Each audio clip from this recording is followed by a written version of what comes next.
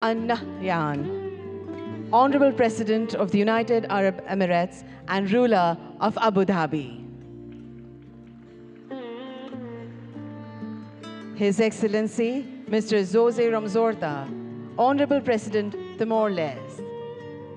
His Excellency Mr. Philip Nyusi, Honorable President Mozambique. His Excellency Mr. Petre Fiala, Honorable Prime Minister, Czech Republic. And we welcome all the esteemed dignitaries. Thank you.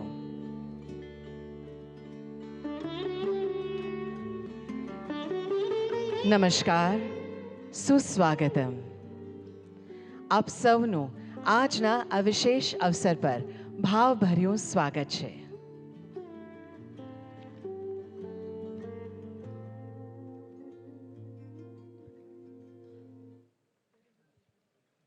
The banal event, Vibrant Gujarat Global Summit, has turned into a benchmark event globally, and its success can be attributed to various factors, including the state government's proactive policies, infrastructure development, and efforts to attract both domestic and international investors.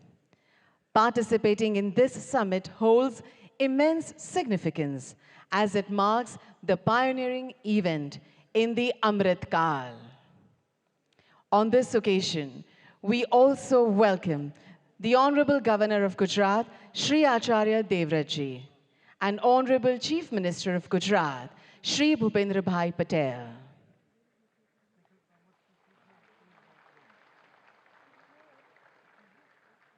Thank you. We shall commence the significant inaugural session with a patriotic song, Jai Jai Garvi Gujarat, which was written by famous Gujarati poet Shri Narmad. The song that highlights the rich heritage, culture, bravery, and achievements of the land of Gujarat will be sung by world-renowned Shri Kirtidan Gadvi.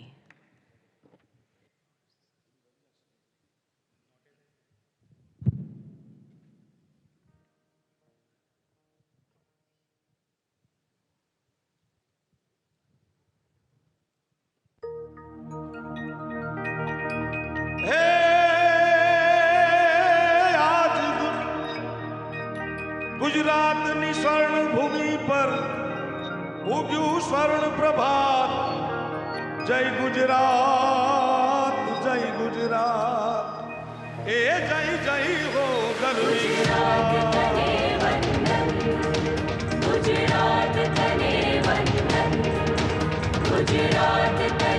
वंदन गुजरात तने वंदन જય જય ગરવી ગુજરાત દીપે અરુણ પરભાર જય જય ગરવી ગુજરાત जय जय गरवी गुजरात जय जय गरवी गुजरात दीपे अरुण परभार जय जय गरवी गुजरात વંદન वंदन વંદન वंदन ગુજરાત તને વંદન વંદન वंदन વંદન वंदन ગુજરાત તને વંદન પ્રકાશ ને જળ કસુંબી પ્રેમ શૌર્ય અંકી તું ભણવ ભણવ નિજ સંતતિ સૌને પ્રેમ ભક્તિ નીરી ઊંચી તુજ સુંદર જાત જય જય ગરવી ગુજરાત जय गरवी गुजरात जय जय गरवी गुजरात दीपे अरुण परभार जय जय गरवी गुजरात વંદન वंदन વંદન वंदन ગુજરાત તને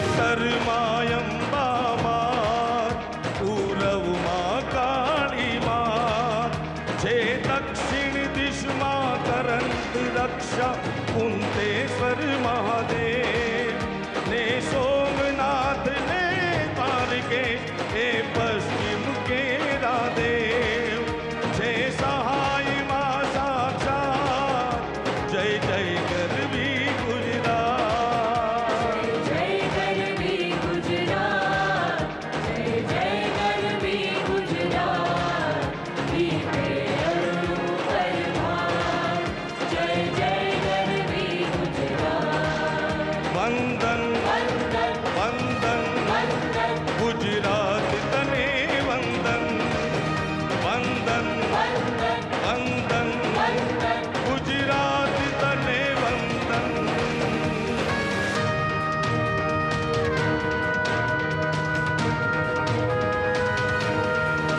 नदी तापी नर्मदा जोय महीने बीजी पण जोय वળી જોઈ સુભટના જુધ રમણ ને રત્નાકર સાગર પર્વત ઉપરથી વીર પૂર્વજો તે આશીષ જય કર સંપે સોએ સહુજા જય જય ગરવી ગુજરાત जय जय गरवी गुजरात जय जय गरवी गुजरात दीपे अरुण परभार जय जय गरवी गुजरात વંદન वंदन વંદન वंदन गुजरात तने वंदन वंदन वंदन वंदन वंदन गुजरात तने वंदन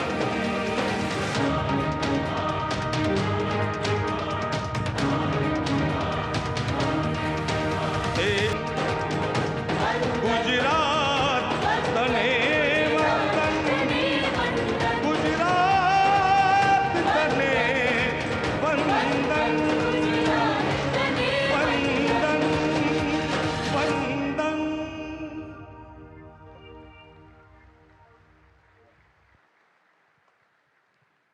Thank you very much, artists, for the melodious presentation. Over the past 20 years, the Vibrant Gujarat Summit has achieved remarkable success in its development and growth initiatives, thereby transforming Gujarat into an economic powerhouse. Let's have a look at an audio-visual film narrating the success story, that is, Vibrant Gujarat Global Summit.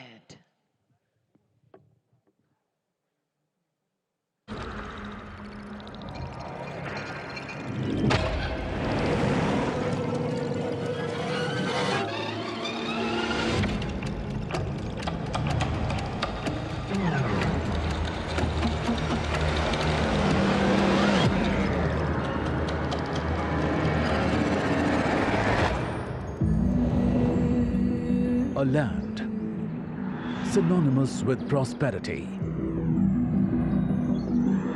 and growth, warmth and hospitality, innovation and enterprise par excellence.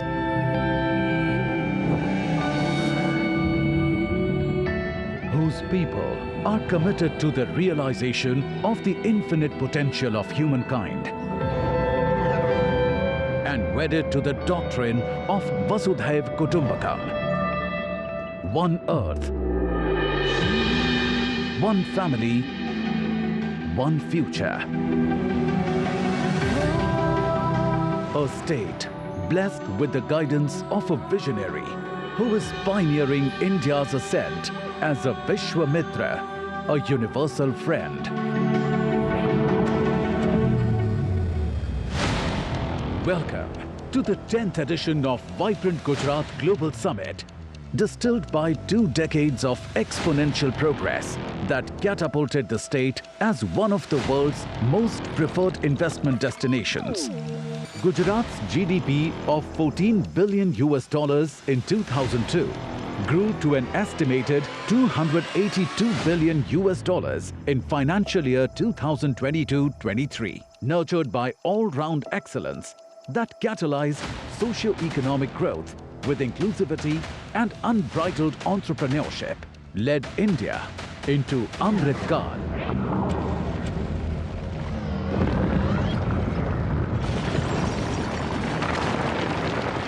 Envisioned in the face of adversity by the Honorable Prime Minister Narendra Modi at a time when he was the Chief Minister of Gujarat, the vibrant Gujarat Global Summit bears on eloquent testimony to the characteristic resilience and the indomitable spirit of Gujarat. Inspired by Shri Modi's vision, the last 20 years have been an unparalleled saga of progress that has witnessed vibrant Gujarat transform the state into India's growth engine. With unmatched state-of-the-art infrastructure, unsurpassed manufacturing prowess, and unparalleled growth. From farm to fintech. Drip irrigation to drones. New age technological advancements in semiconductors and electronics. From a vibrant startup ecosystem to flourishing e-commerce. From India's biggest hybrid energy park to the world's biggest diamond hub and office complex. Vibrant Gujarat Global Summit has elevated the esteem and stature of the state within the country and beyond.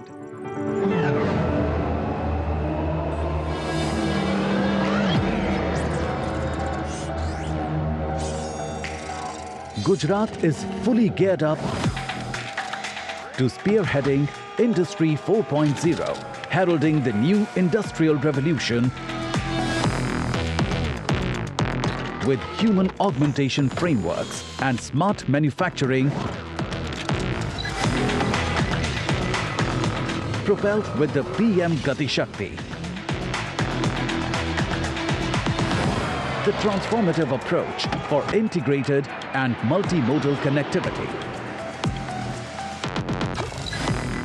See the world's tomorrow in the Gujarat of today, where Dholera Special Investment Region, a future-ready greenfield smart city, lays the foundation of modern regenerative economies.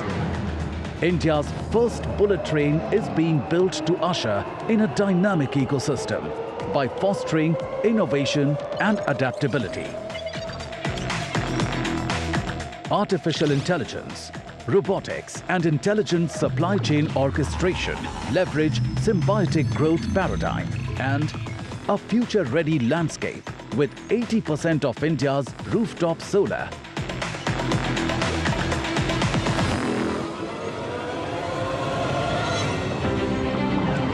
To cutting-edge lab-grown diamonds. Epitomize circular prosperity model for holistic sustainable development. It is gearing India's decade as a launchpad for technology and innovation, with new opportunities in semiconductors and electronics, unlocking infinite potential for startups and e-commerce with quantum-resilient infrastructure, shaping the future of fintech and continuing to foster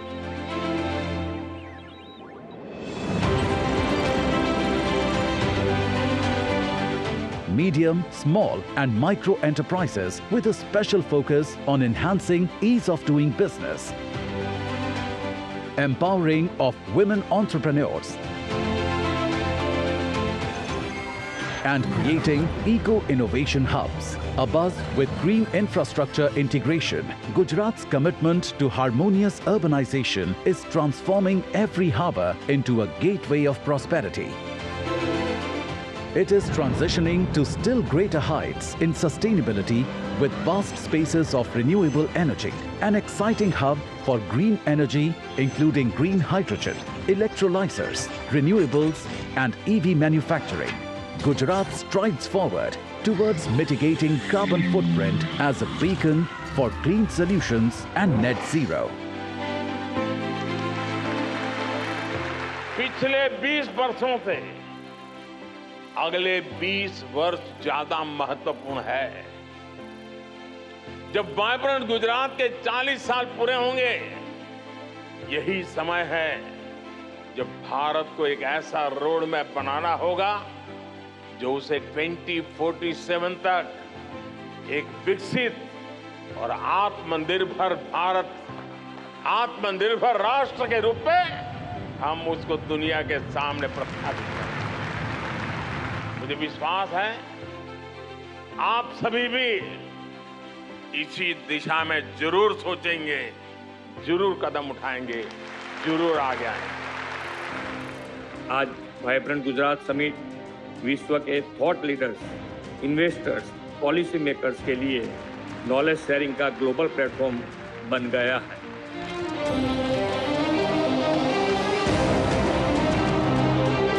Welcome to the Vibrant Gujarat Global Summit 2024.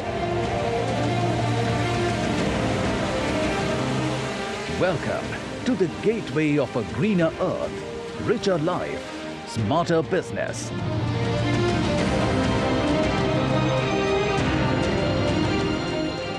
Welcome to Vibrant Gujarat 2024, the gateway to the future.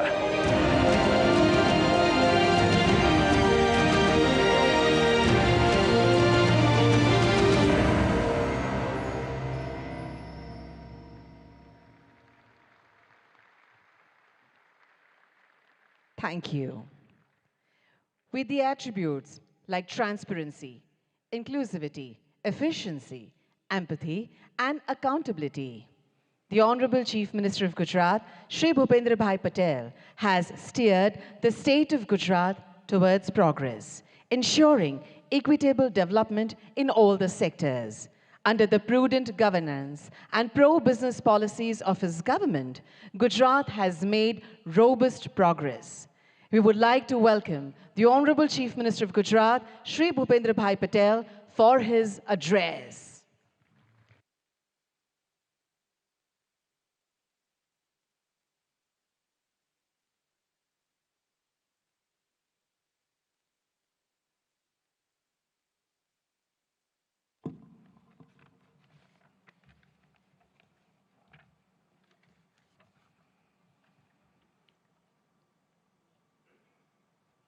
विश्व नेता और भारत के यशस्वी वड़ा प्रधान तथा vibrant Gujarat global summit के प्रणेता आदरणीय Shri Narendra Modi ji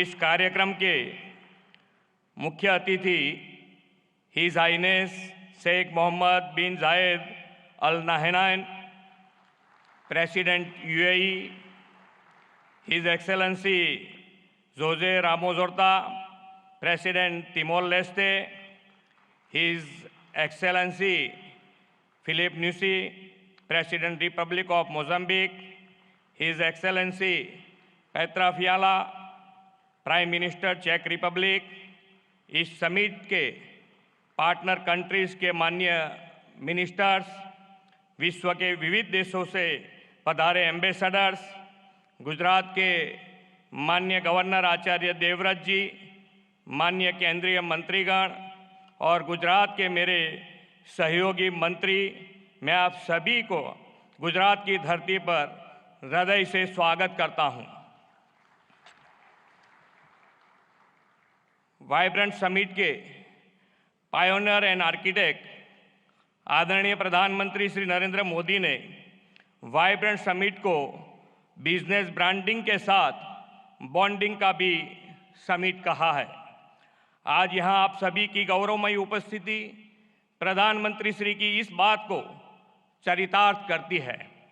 vibrant Gujarat global summit 2024 के खास बनाने वाले 34 पार्टनर कंट्रीज और 16 पार्टनर ऑर्गेनाइजेशन के प्रतिनिधियों का 130 से अधिक देशों के डेलीगेट्स का भी मैं सम्मान के साथ स्वागत करता हूं। Global industries and business community के चेयरपर्सन, सीईओज तथा सीनियर रिप्रेजेंटेटिव्स का भी गुजरात की धरती में स्वागत है। भारतीय संस्कृति के वसुधैव कुटुंबकम, एक पृथ्वी, एक परिवार, एक भविष्य के विचार को प्रधानमंत्री श्री नरेंद्र भाई मोदी ने विश्व तक पहुंचाया है। माननीय प्रधानमंत्री श्री नरेंद्र मोदी जी के नेतृत्व में हाल ही में संपन्न हुई भारत की G20 प्रेसिडेंसी भारतवासियों के लिए एक बड़ी उपलब्धि रही है।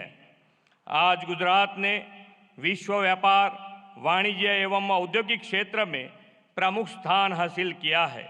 यह आदरणीय श्री नरेंद्र भाई मोदी के दूरंदेशी तथा कुशल नेतृत्व का ही परिणाम है।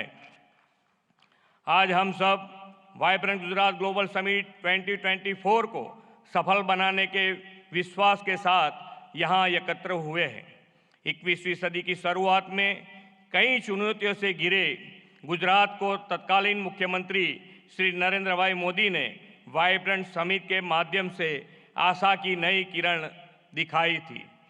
2003 में वाइब्रेंट गुजरात जैसे ये विजनरी इवेंट का प्रारंभ करते हुए आदरणीय श्री नरेंद्र भाई ने कहा था, Gujarat can and Gujaratis will. आज यह समिट 2 दशक की असीम सफलता से पूरे विश्व के लिए नॉलेज शेयरिंग तथा नेटवर्किंग का सम्मानित मंच बन गया है।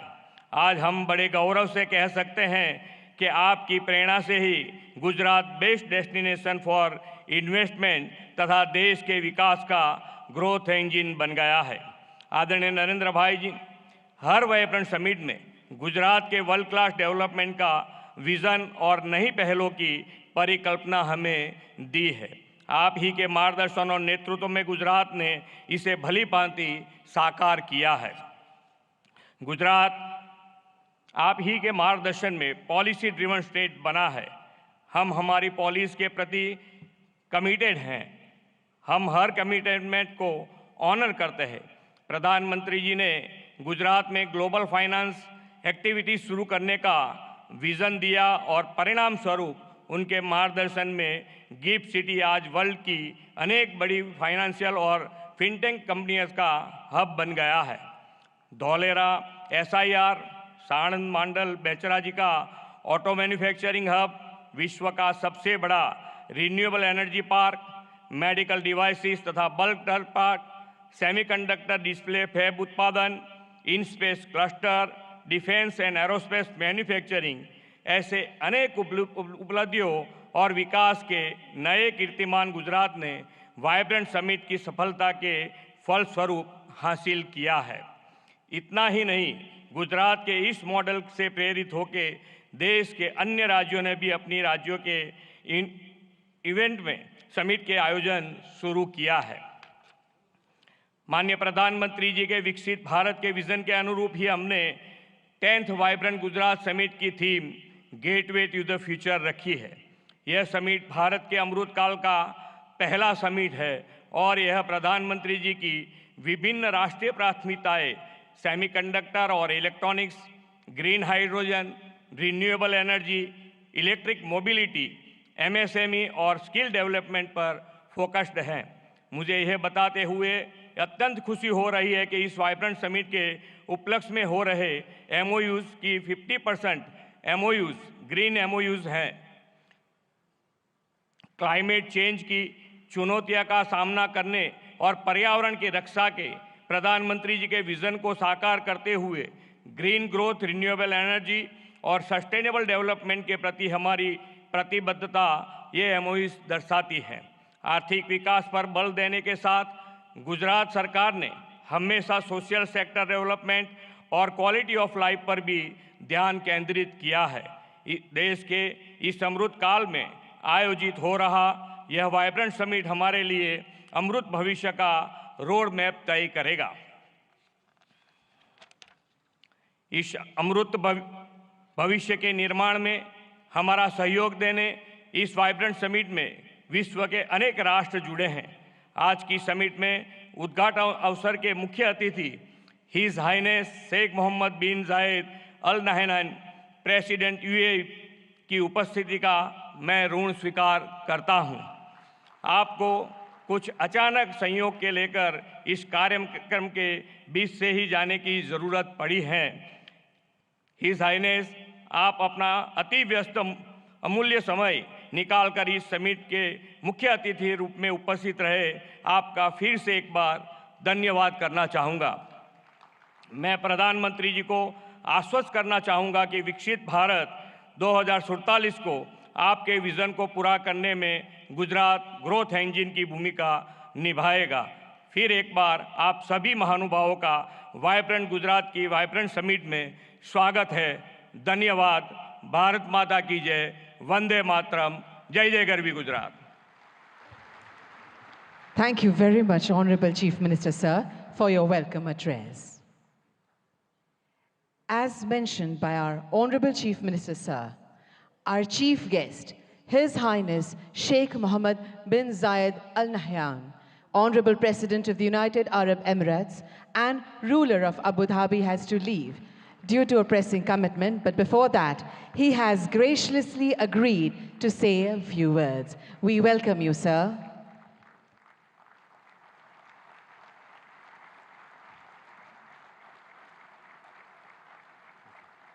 Thank you.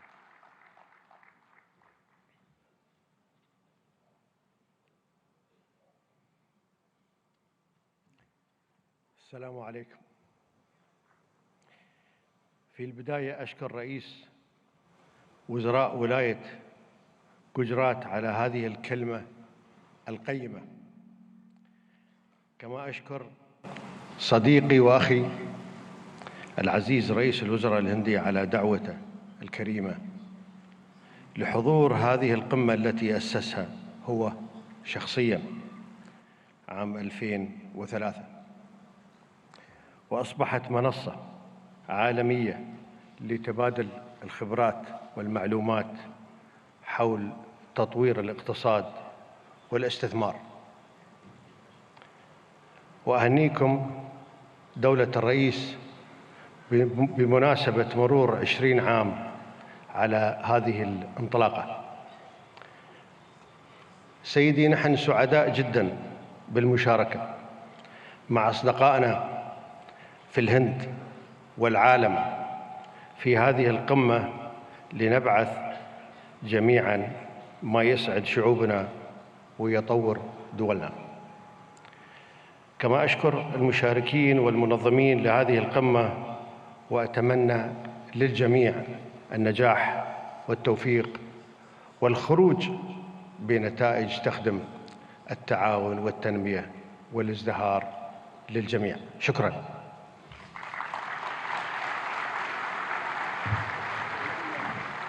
Thank you, Your Highness.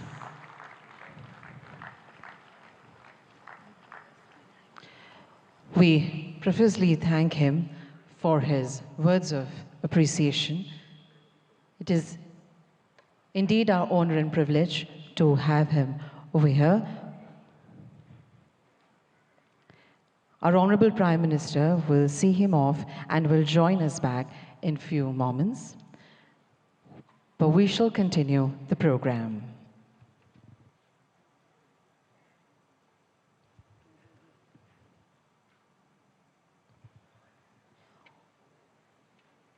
On this occasion, we have with us some eminent captains of industry. We would like to request them to address the gathering and share their insightful perspectives, enriching this prestigious summit with their profound knowledge and vision. We would like to invite Shri Lakshmi Mittal, Chairman, ArcelorMittal, for his address.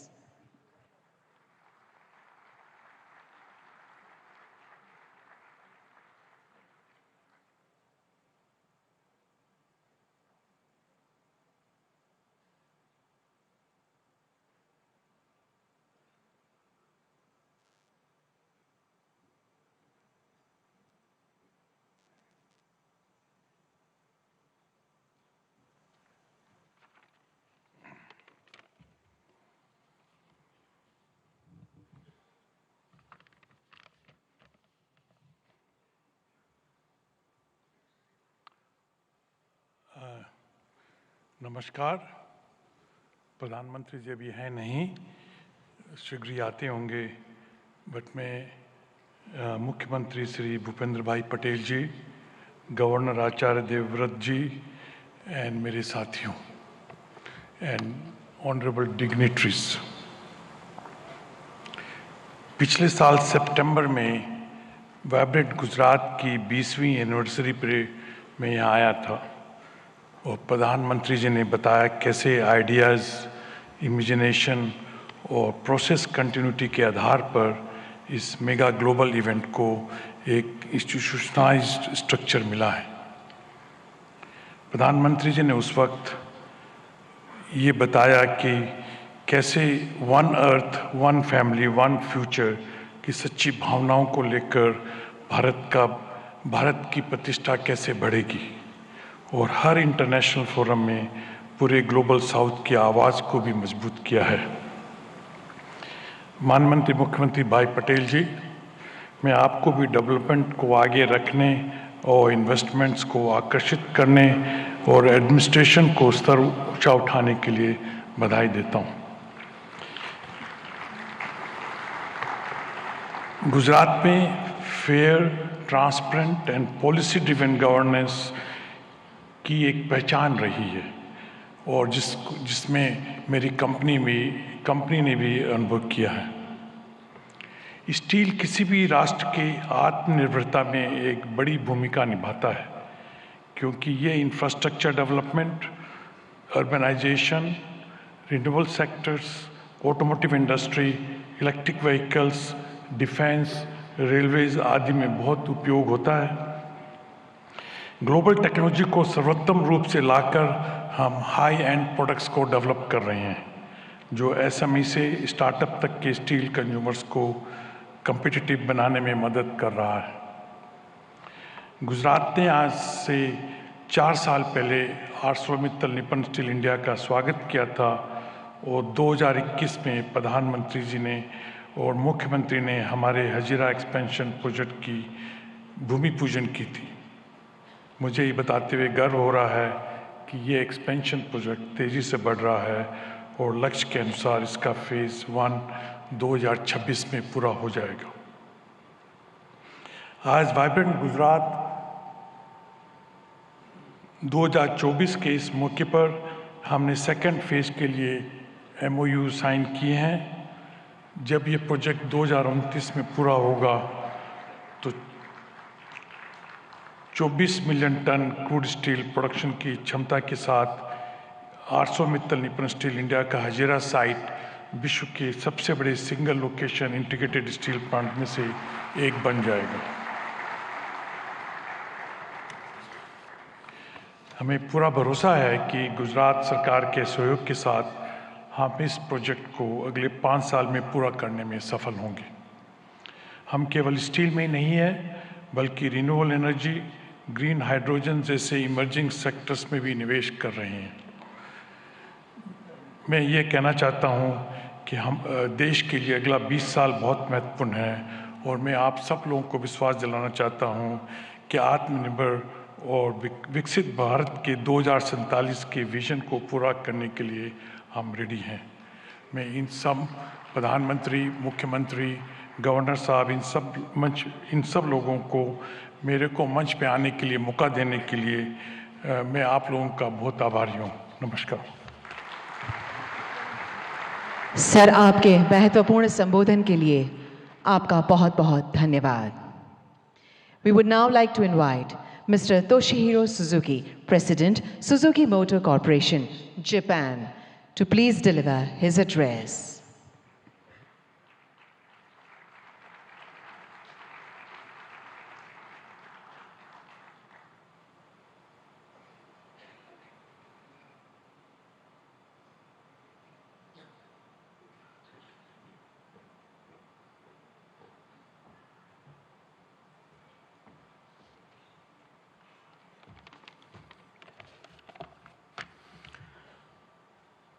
Honorable Prime Minister, Mr. Narendra Modi, and all senior guests, good morning and namaskar.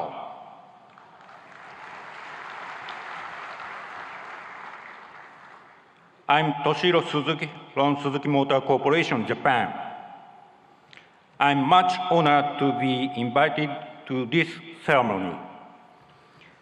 In the past 10 years, under the strong leadership and constant support of Honorable Prime Minister Mr. Modi for manufacturing industries, Indian automobile market has been expanding steadily. As a result, India has become a third largest automobile market in the world. We, Suzuki, have also scaled up production capacity substantially in India. It's noteworthy that as compared to 10 years ago, we expect 1.7 times in vehicle production and 2.6 times in export sales in the current fiscal year. Thanks to Prime Minister Mr. Modi's progressive approach and India's growth, we will invest in the future also. Firstly, the first battery electric vehicle from Suzuki Group will be rolled out from Suzuki Motor Gujarat by the end of this year. We plan to sell this model not only in India, but also export to Japan and European countries.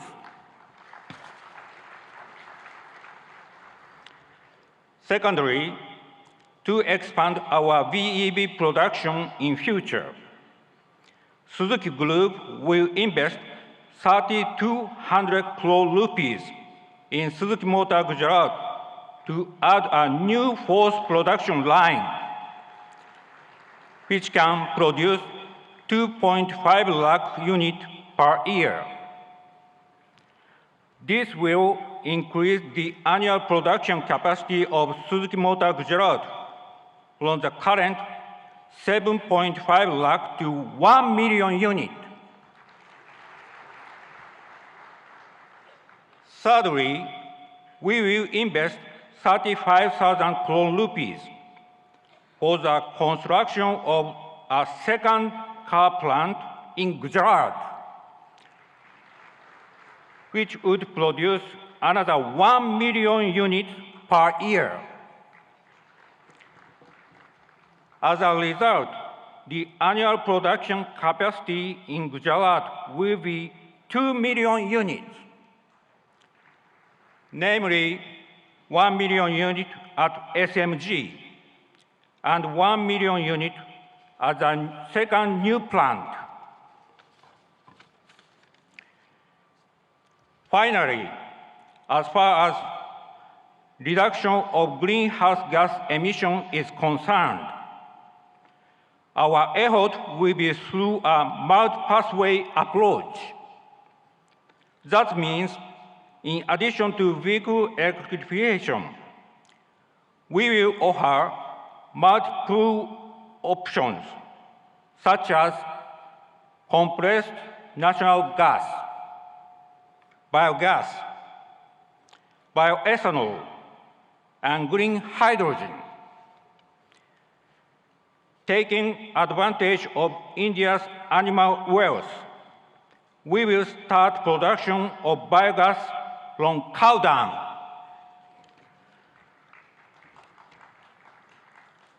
Together with National Dairy Development Board and Balance Dairy, Suzuki has already started construction of 4 biogas plants in Gujarat.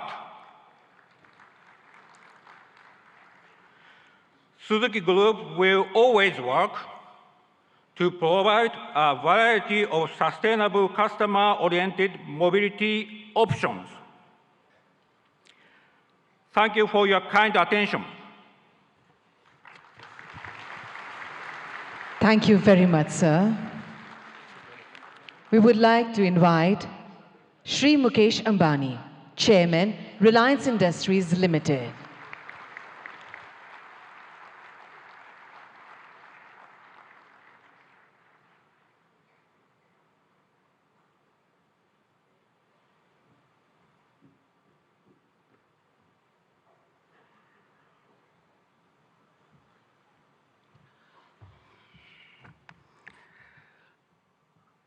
Most respected Prime Minister Shri Narendra Bhai, Honorable Chief Minister Bhupendra Bhai Patel ji, distinguished guests and dignitaries from all over the world, ladies and gentlemen.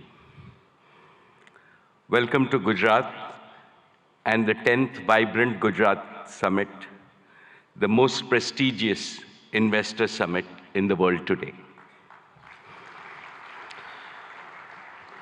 No other summit of this kind has continued for 20 long years and going from strength to strength.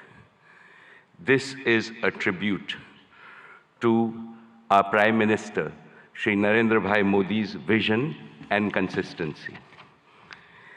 I have been one of the fortunate few to have participated in every single edition of Vibrant Gujarat.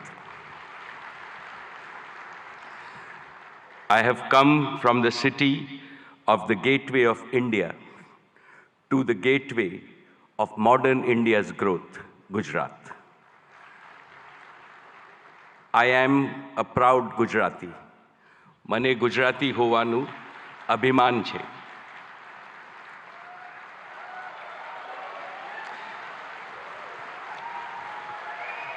When foreigners think of New India, they think of a new Gujarat, Navu Gujarat. How did this transformation happen? Because of one leader, our beloved leader who has emerged as the greatest global leader of our times. And he is Shri Narendra Bhai Modi, the most successful Prime Minister in India's history.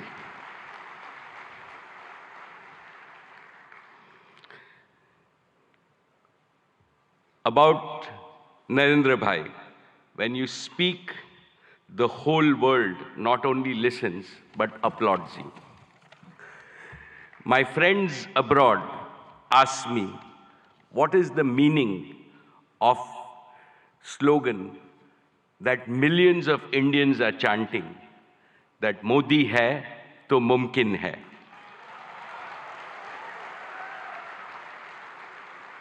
I tell them,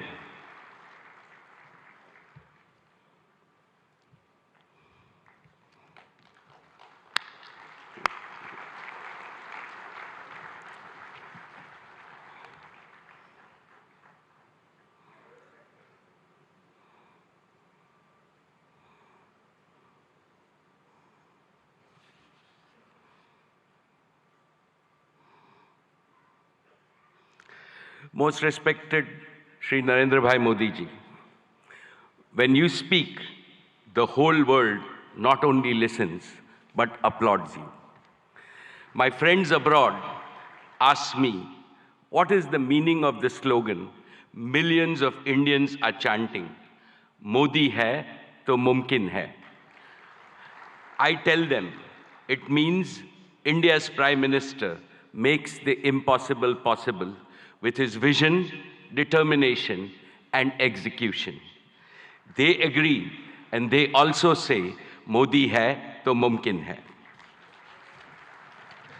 My esteemed friends, I will never forget what my father, Dhirubhai Ambani, used to tell me in my childhood. Gujarat is your Matrubhumi, and Gujarat should always remain your Karm Bhumi. Today, let me declare yet again, Reliance was, is, and will always remain a Gujarati company. Each of Reliance's business is striving to fulfill the dreams of my 7 crore fellow Gujaratis. Reliance has invested over $150 billion, that is 12 lakh crores, in creating world-class assets and capacities across India in the last 10 years. Of this, more than 1/3 has been invested in Gujarat alone. Honorable Chief Minister Shri Bhupendra Bhai Patel ji, today I would like to make 5 commitments to the people of Gujarat. First, Reliance will continue to play a leading role in Gujarat's growth story with significant investments in the next 10 years. Specifically, Reliance will contribute to making Gujarat a global leader in green growth. We will help Gujarat target to meet half of its energy need through renewable energy by the year 2030. For this, we have started building the Dhirubhai Ambani Green Energy Giga Complex over 5,000 acres in Jamnagar. This will generate a large number of green jobs and enable production of green products and materials and will make Gujarat a leading exporter of green products. And we are ready to commission this in the second half of 2024 itself. Second, Reliance Jio completed the fastest rollout of 5G infrastructure anywhere in the world. Today, Gujarat is fully 5G enabled, something that most of the world does not yet have. This will make Gujarat a global leader in digital data platforms and AI adoption. 5G enabled AI revolution will make Gujarat's economy more productive, more efficient, and more globally competitive. Besides generating millions of new employment opportunities, it will produce AI-enabled doctors, AI-enabled teachers, and AI-enabled farming, which will revolutionize healthcare, education, and agricultural productivity in the state of Gujarat. This will benefit every Gujarati in urban as well as rural areas, since to my mind, AI also means an all-inclusive growth. Third, Reliance Retail will further accelerate its mission to bring quality products to consumers and simultaneously empower lakhs of kisans and small merchants. Our retail business improves the quality of life of all households of Gujarat with better products and services. Fourth, Reliance will make Gujarat a pioneer in new materials and the circular economy. As a first step, Reliance is setting up India's first and world-class carbon fiber facility at Hazira. And finally, fifth, Prime Minister Modi ji has announced that India will bid for 2036 Olympics.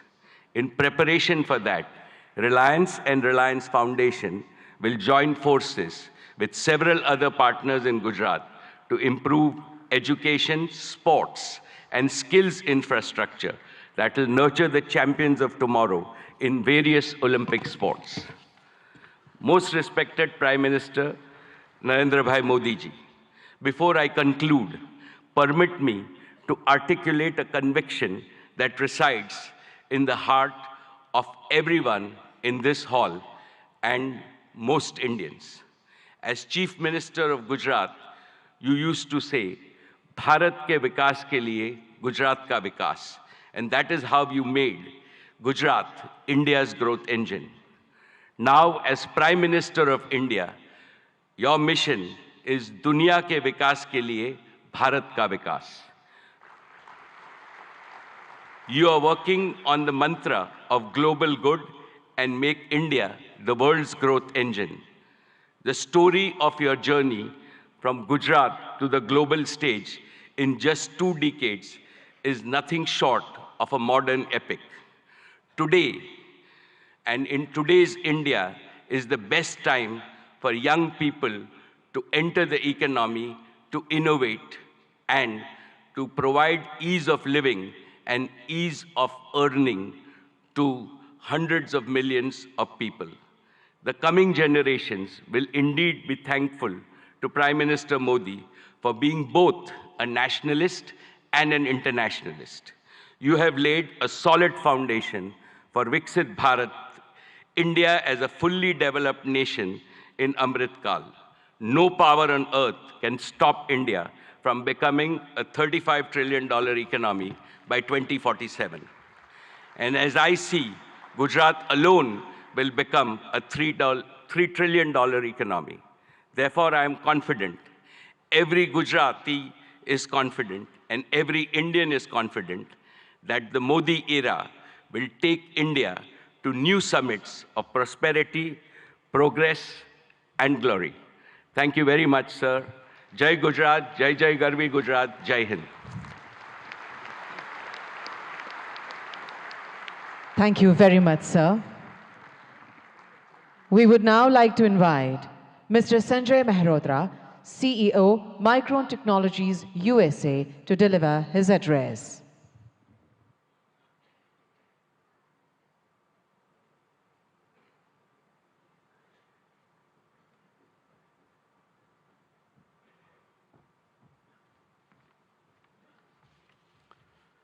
Namaste and good morning. I would like to open by thanking Prime Minister Modi ji. Your vision to make India a global hub for semiconductors will be a huge economic driver for India's future as India marches toward becoming the third largest global economy. I would also like to recognize the several industry leaders who are going to be speaking here today and have already spoken. It truly is an honor for me to share the stage with you to open this critical forum discussing opportunities for India to accelerate domestic manufacturing as India marches towards a very bright future. There is a tremendous opportunity ahead for India in semiconductors. Vibrant Gujarat will also address the visionary ideas that are critical for India's growth as a semiconductor power. Today, I'm proud to represent Micron. Micron is one of the world's largest semiconductor companies and the leader in memory and storage. Micron's innovations have been at the heart of all computing systems for more than 4 decades. Memory is a key enabler of AI, and Micron is a leading powerhouse in memory. I'm proud that in June, we announced plans to build a world-class memory assembly and test facility right here in Gujarat, the first of its kind in India. I'm grateful to the Indian government and all the officials with the great support from Bhupendra Bhai ji and the central government and the state government, all that have been involved in making this investment possible. We have begun phased construction and proud to partner with Tata projects to build this world-class facility. In fact, I visited this facility just yesterday, and the construction is coming along very nicely. The first phase, 500,000 square feet of planned clean room space, will be operational by early 2025. Hiring has already begun, and we estimate that this project will create 5,000 new direct jobs for Micron here in Sanand, Gujarat, and will also create an additional 15,000 community jobs over the coming years. The combined investment by Micron and the government over the course of both phases could reach up to $2.75 billion US. Government support will help fund the project and facilitate access to essential semiconductor infrastructure and resources, which will drive innovation and enhance local talent development. We see our investment helping initiate a cluster of semiconductor investment, building momentum that will benefit India's manufacturing goals. We are hopeful that our investment will help catalyze other investments in the sector, strengthen India's manufacturing capability, drive innovation, and support broader job creation.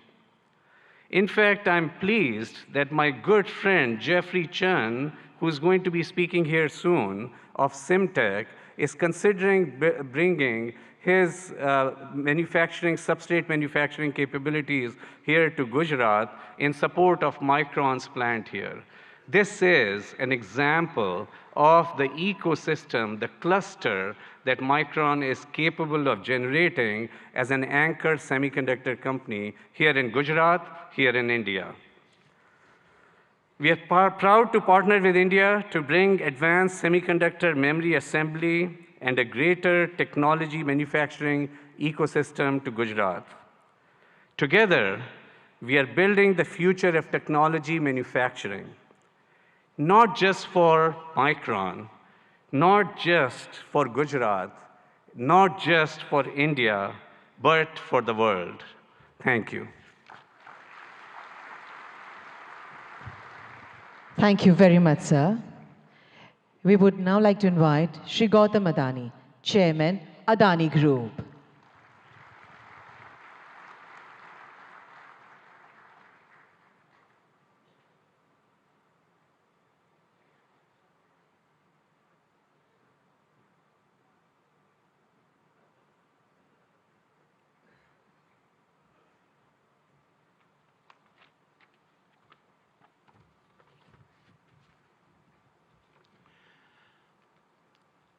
Honorable Prime Minister, Shri Narendra Bhai Modi,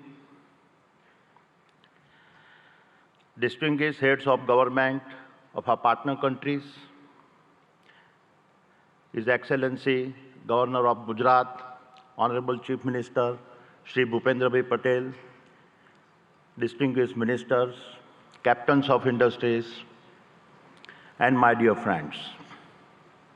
Good morning. It is a privilege to address the 10th Vibrant Gujarat Summit. I take immense pride in having been a part of every one of these summits. Honorable Prime Minister, Vibrant Gujarat is a stunning manifestation of your extraordinary vision. It has all your hallmark signatures, merging grand ambition, massive scale, meticulous governance, and a flawless executions. It ignited a nationwide movement as all our states march forward, competing and cooperating to fundamentally remodel India's industrial landscape. The statistics of the past decade are remarkable.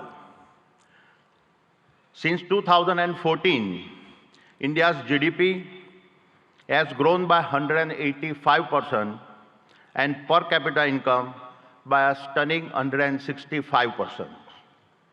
This achievement is unparalleled, especially considering this decade's geopolitical conflicts and pandemic challenges. Honorable Prime Minister, your achievements on the international stage are equally remarkable. You have taken us from a country seeking a voice on global platforms to a nation that now creates the global platforms. The Solar Alliance platform, an initiative you conceptualized, and your leadership at the G20 platform set a benchmark for a more inclusive world order. Adding the Global South to the G20 is a defining moment in our modern history. Honorable Prime Minister, you don't just predict the future, you shape it. You have reoriented India to become the world's fastest growing nation and position her as the global social champion driven by the two philosophies of Vasudev Kutumbakam and a Vishwaguru. And the best is yet to come. With your foresight in harnessing India's youth to build a Viksit Bharat and make India a fully developed nation by 2047, you have ensured that the India of today is poised to shape the global future of tomorrow. Honorable Chief Minister, at the previous summit, I announced our investment of over rupees 55,000 crores by 2025. We have already surpassed rupees 50,000 crore across the various sectors I had promised, and have vastly exceeded our target of 25,000 direct and indirect jobs.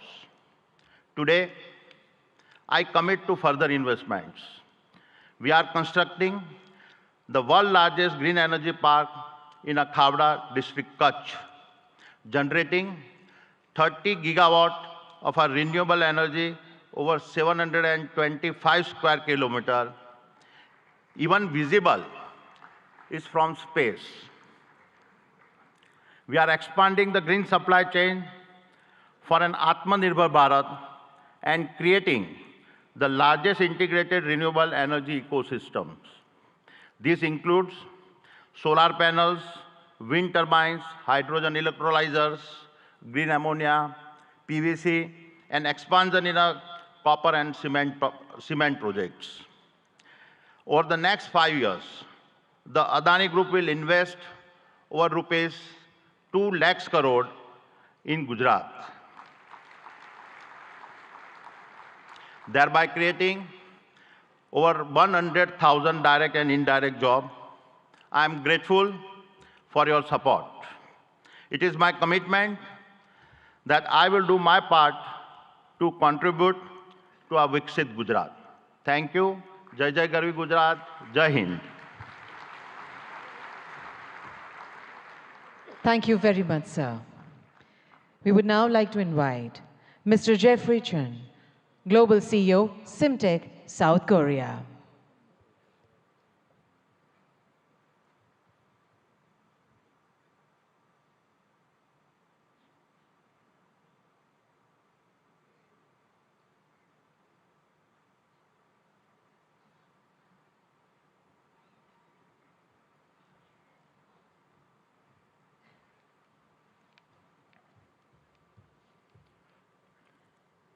Good morning. Thank you, Honorable Prime Minister, Head of State, Government, Union and State Ministers, senior officials of Government of India, and the State Government of Gujarat for hosting Vibrant Gujarat Global Summit 2024. It is my great honor to participate in this event and given the opportunity to interact with global and national industry leaders and other distinguished guests. As a supply chain partner for the semiconductor assembly and test industry, we, Simtech, provide the best-in-class semiconductor packaging, IC substrates, and high-density interconnect printed circuit boards to our industry-leading customers. We are very excited to share our own angle to the India project as a co-location investment. Following our major customer, Micron's project in the state of Gujarat. I would like to emphasize that this is not our first time supporting our key customers' supply chain network with co-location investment.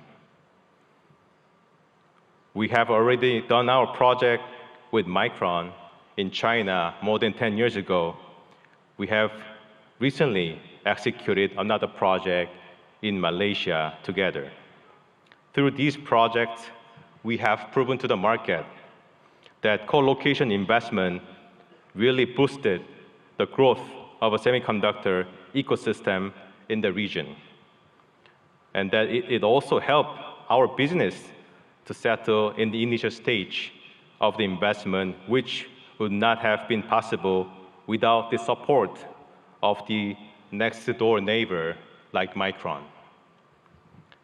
Vibrant Gujarat Global Summit 2024 showcases the global movement of creating a new supply chain network in a fast-growing nation like India. And Simtech, as a company from Korea, is very proud to be part of this movement to achieve a new milestone, making a prosperous Gujarat for self-reliant India supply chain.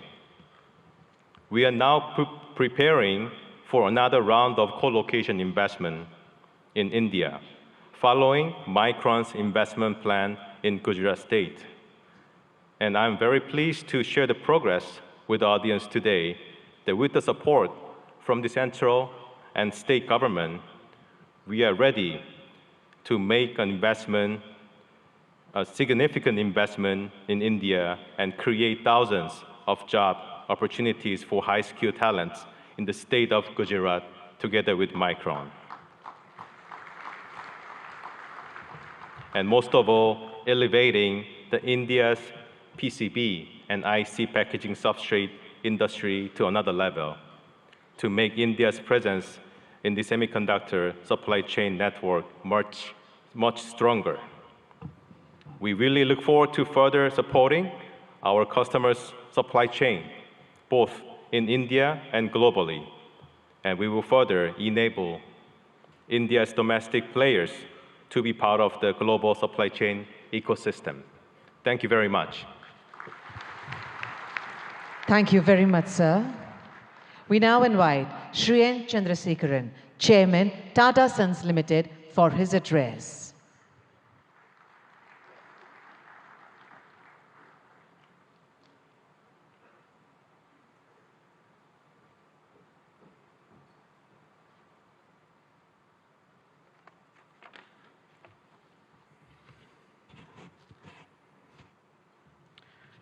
Honorable Prime Minister Shri Narendra Modi ji, Honorable Chief Minister Shri Bhupendra Bhai Patel ji, Governor of Gujarat, distinguished heads of states, ministers, ladies and gentlemen. It's truly a great privilege and honor to attend and share a few thoughts on the 10th edition of Vibrant Gujarat Global Summit. The steady and spectacular progress of Gujarat consistently over such a long period of time clearly demonstrates the visionary leadership and the mindset of our Honorable Prime Minister Narendra Modi ji. Thank you, sir, for your leadership to Gujarat and to the whole country and to all of us. The impact of economic development has also resulted in tremendous social development. Gujarat clearly has established itself as the gateway to the future. For the Tata Group, Gujarat is a very special place. The Tata Group's origins started in Navsari, the birthplace of our founder Jamshedji Tata. The Tata Group started its presence here in 1939 with Tata Chemicals, 85 years ago. Today, 21 of our Tata Group companies have a very strong presence, from Tata Power, Tata Motors, Tata Consultancy, our defense company Advanced Systems, Hotel, Tata Steel, and all our retail companies, and Air India, and many other companies. The group employs over 50,000 people in the state of Gujarat. Recently, we have made significant commitments to expand our presence in the state of Gujarat. Sanand is becoming home for all our electric vehicles technology. We expanded the footprint in Sanand with additional capacity so that we can meet the growing demands of the electric vehicles. We concluded and are about to launch the building of a huge gigafactory for 20 gigawatts of lithium-ion batteries in Sanand. The project should start construction in the next couple of months. Then we also are building the C-295 defense aircrafts, initially in Vadodara and then in Dholera, and that work is going on full swing. The Tata Group has also made a commitment and is on the verge of concluding and announcing a huge semiconductor fab in Dholera. And we are about to complete these negotiations and start in 2024. In addition to that, the Tata Group is also building, in partnership with the Government of India and Gujarat government, an Indian Institute of Skills Institute, which will be constructed over 3.2 lakh square feet and should be fully operational and will train more than 25,000 professionals every year, primarily in advanced manufacturing, electric vehicles, advanced electronics, and then hospitality. And the project's first phase will be launched in March 2024. In all, we see Gujarat as a very, very important destination, not only for business growth, but for the future advanced technology industries that India is looking to grow at. With all this, Gujarat is one of the most important destinations for the Tata Group, and we hope to play a very important role in the future of the economic development of this state. Thank you once again, Honorable Chief Minister, for inviting me, and thank you, Prime Minister, for your leadership. Thank you very much, sir. We now invite Mr. Sultan Ahmed bin Sulayem, Chairman, DP World, UAE, for his address.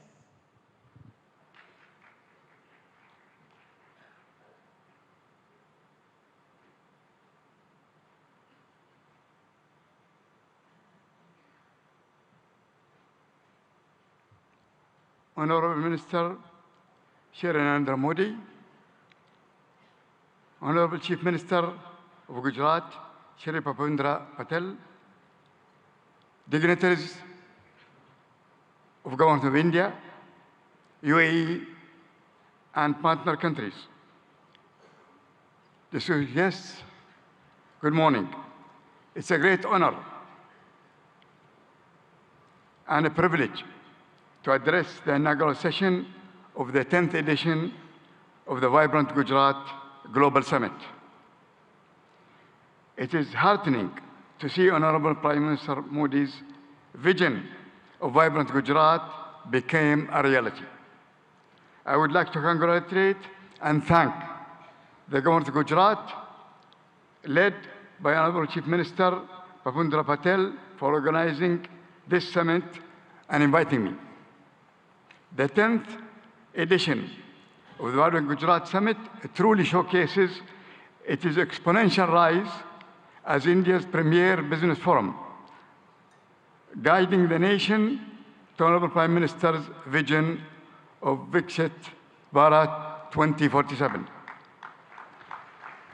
Gujarat also have been a pioneer in developing and promoting various industrial clusters and states, such as the Gujarat International Finance Tech City, the Dholera Special Investment Region, and the Gujarat Maritime Cluster, truly acting as the gateway to the future. Gujarat has a special place within the strong bilateral ties between UAE and India. The UAE is one of the biggest overseas investors in Gujarat, having invested more than $2.4 billion since 2017. And these strong connections have seen Gujarat export more than $7 billion worth of goods to UAE in the last year. India was the fastest growing major economy in the world in 2023. This growth is set to continue under the strong leadership of Honorable Prime Minister Modi and Honorable Chief Minister Patel. Through investment and initiative like Gati Shakti, Gujarat and India will continue to realize their potential economic powerhouses. Like the vibrant Gujarat Summit, DP World also started our operation in Gujarat in 2003 with the opening of the Mundra International Container Terminal. Since 2003, DP World have invested in the state of Gujarat as well in other states in India in the tune of $2.5 billion. To develop multimodal logistics, ecosystem connection ports to free trade zone, container freight station, inland rail terminal, contract logistic, cold chain, and express cargo services. DP World is planning in the next 3 years to invest, in addition to that, $3 billion. We will continue to support Gujarat economy by building state-of-the-art container terminal at Kandla with a capacity of 2 million containers. Looking ahead, we foresee deeper trade, employment, and cultural collaboration between India and UAE. DP World has signed strategic memorandum of understanding with the government of Gujarat on the sideline of the summit, which reiterates our commitment to the state of Gujarat and India. We are proud to partner with the government for the development of India's logistics sector, and we will continue to support the manufacturing industries of Gujarat and the rest of India to make India goods globally competitive and accessible. I am grateful to the government of Gujarat and to the organizer for inviting me to this summit, and I am certain that the 10th edition of Vibrant Gujarat will set new benchmarks for success for years to come. Thank you very much. Thank you very much, sir. We now invite Mr. Shankar Trivedi, Senior Vice President, NVIDIA Global Field Operations, for his address.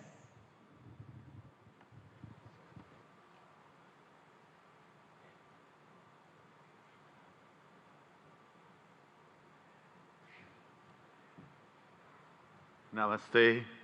Good morning, Honorable Prime Minister Narendra Bhai Modi ji, Honorable Chief Minister Bhupendra Bhai Patel ji, distinguished heads of state and leaders of government, and captains of industry, ladies and gentlemen, ane bhaiyo ane behno.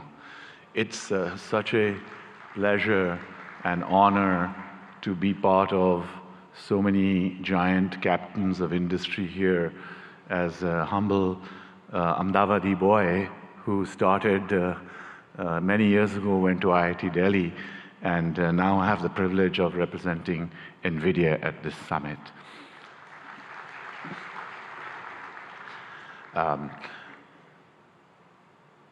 Generative AI is going to change the way we work, the way we do business, the way we govern, the way we live.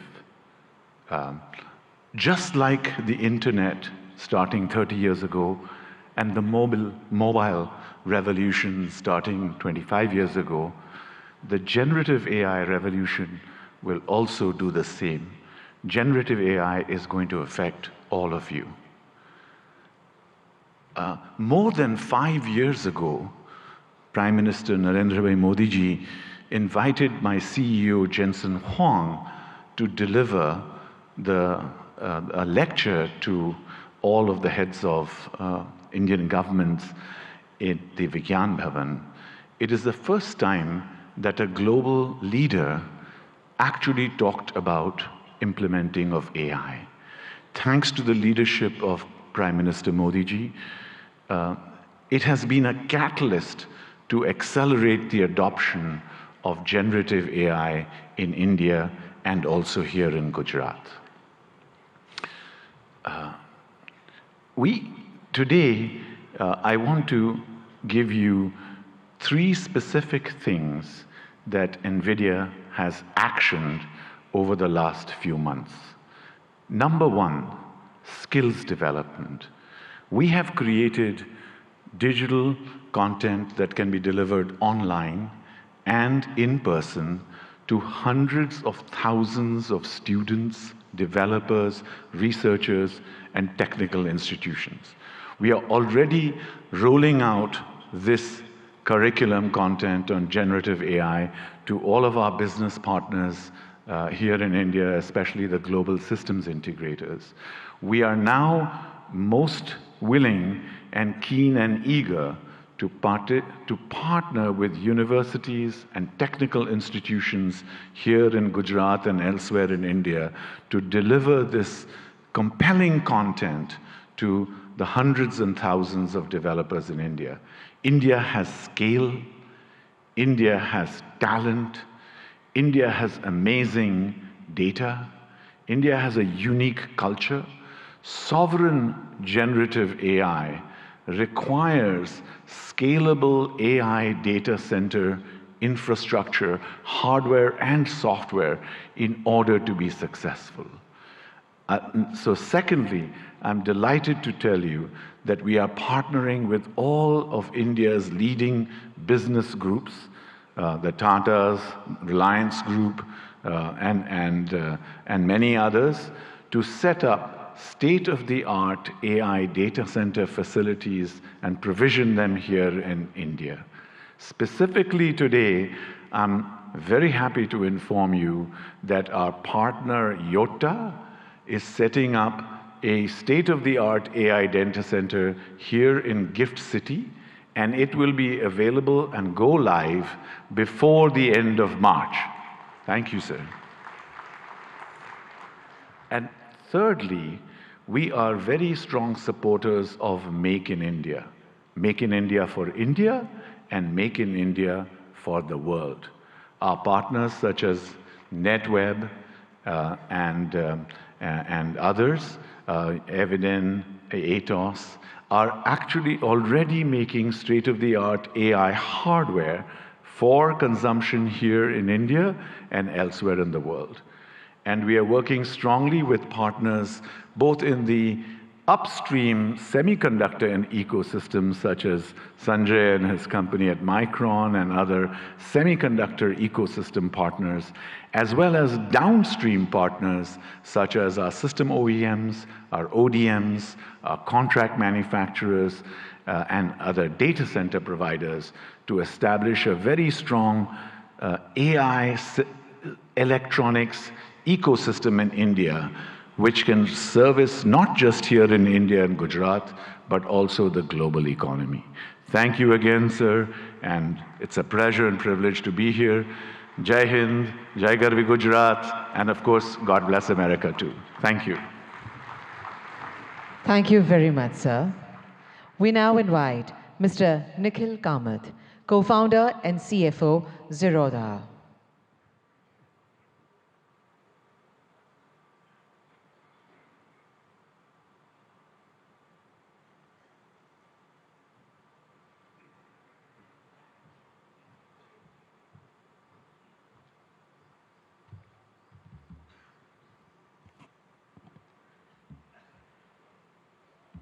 I only have 3 minutes today, so I won't waste too much time by talking about me or setting context.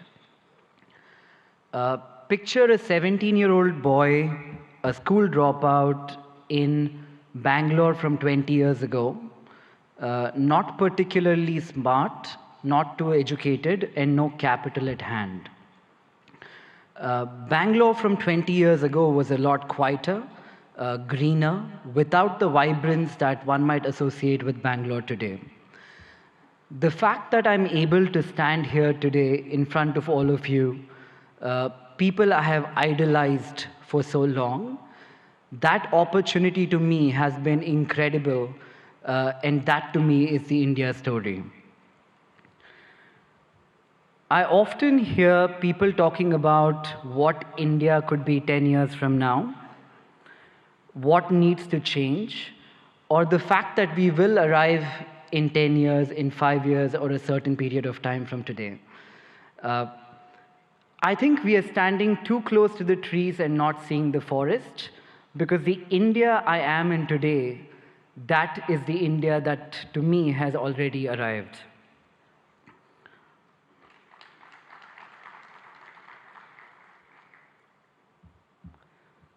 The opportunities the country threw to a 17-year-old boy, again with no education, no capital, or exceptionally smart, this, in my view, has not happened forever. The last 10 years have been incredible, and I'm not the only exception here in India. There are many other exceptions like me. We all hang out. We call this the startup ecosystem of India.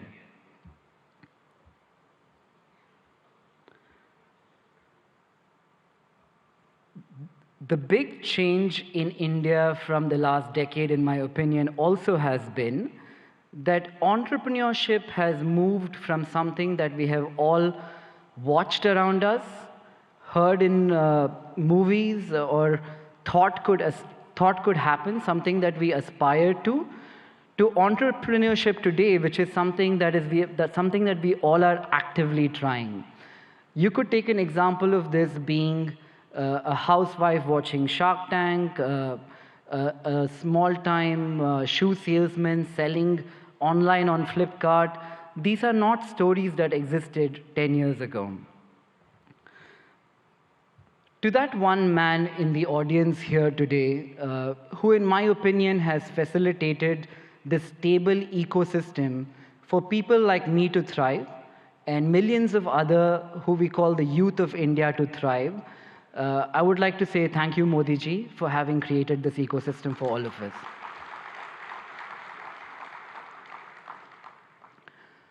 Growing up, I used to talk to people, that one relative in my family who went abroad, studied, and did very well. Traveling to the West seemed to be the best thing that could happen to anybody. Today, when I talk to Indians in the West who have done very well, the only thing I hear from them, it's a very young word. I call it FOMO, the fear of missing out. They're talking about India as the story that they fear missing out today.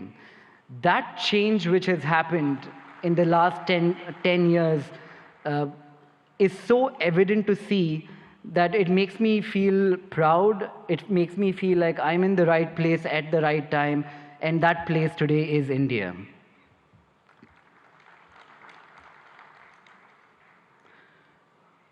I often ask people, if their life was a book, what would they call the current chapter? It's a good question for all of us to ask ourselves.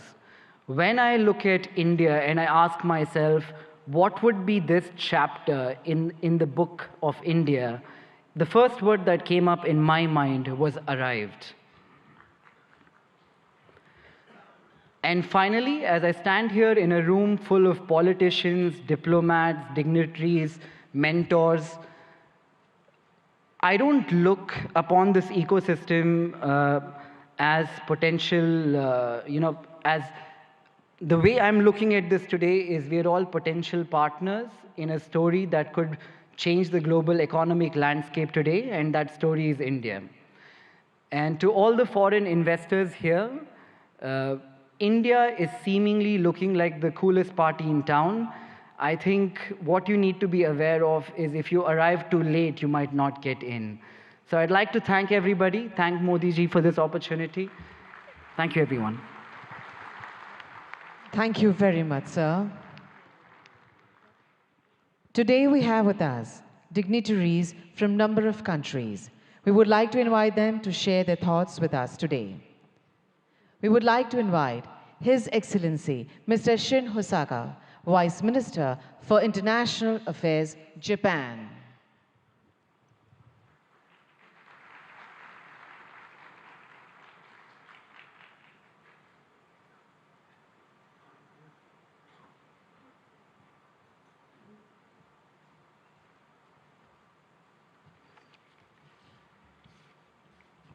Namaskar.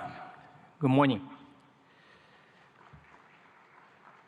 Honorable Prime Minister Narendra Modi, Honorable Chief Minister of Gujarat, Bhupendra Patel, distinguished guests, all the delegates in attendance, my name is Shin Hosaka, Vice Minister for International Affairs of the Ministry of Economy, Trade and Industry of Japan, or METI for short. First of all, on behalf of the Japanese government, I'd like to express our gratitude to Prime Minister Modi for the letter to our Prime Minister Kishida expressing his condolences regarding the large earthquake January 1st in the Noto region in Japan. Thank you very much. Well, thank you for graciously inviting me to Vibrant Gujarat 2024. It's a great honor to have a speech in this Sunday event. With the world facing multiple crises that include natural disasters, climate change, and geopolitical tensions, firm international cooperation for addressing challenges on the global scale is taking on greater importance. I wish to express my admiration for the formidable leadership of Prime Minister Modi, who, despite such difficult circumstances, has successfully upheld India's great responsibility of the G20 presidency and continues to tackle the promotion of economic cooperation among the global South nations and the resolution of other challenges on the worldwide scale. India and Japan are special strategic global partners bound by the universal values of freedom, democracy, human rights, and rule of law that we have shared over our long history of exchange. Being that we are at such global turning point, I firmly feel that more than ever, the strengthening of relations between India and Japan in the economic sector is imperative for the sake of carving out a sustainable, peaceful future. Up to this point, Japanese corporations have continued to invest in the nation of India with a cumulative amount of investment between 2000 and 2023 reaching $38.3 billion. This amount is second in the world when tax havens are excluded. The number of Japanese corporations that have entered into the Indian market and the number of their bases of operations they have respectively reached 1,400 and 4,800. Over time, these corporations have kept on contributing to the further development of India's manufacturing sector, particularly the automotive field. In the state of Gujarat, a manufacturing industry ecosystem centered on the four- and two-wheeled vehicle sectors have been intensively built there. In order to further accelerate the Make in India initiative, Japan will further tackle the improvement of the investment environment through support for Japanese industrial parks. Gujarat currently hosts 6 Japanese-style manufacturing schools where we develop human resources to work on the manufacturing front lines. We intend to continue lending our cooperation in this field going forward. Initiatives by Japanese corporations are also extremely active. To give an example, Suzuki has already produced 750,000 vehicles at its Gujarat-based factory that it sells all over the world, not just in India. Moreover, the company has also adopted a plan to export electric vehicles produced in Gujarat to Japan and Europe in 2025 and beyond. I feel deep gratitude towards the Indian Gujarat governments for their cooperation for so long. Last July, we announced the Japan-India Industrial Co-Creation Initiatives in order to go beyond cooperation in the automotive industry and other existing industry domains to create industries in the name of further developing relations between our respective nations as we move forward. In the semiconductor, hydrogen green, and digital domains in particular, METE is carrying out preparation to proactively assist with business development in India.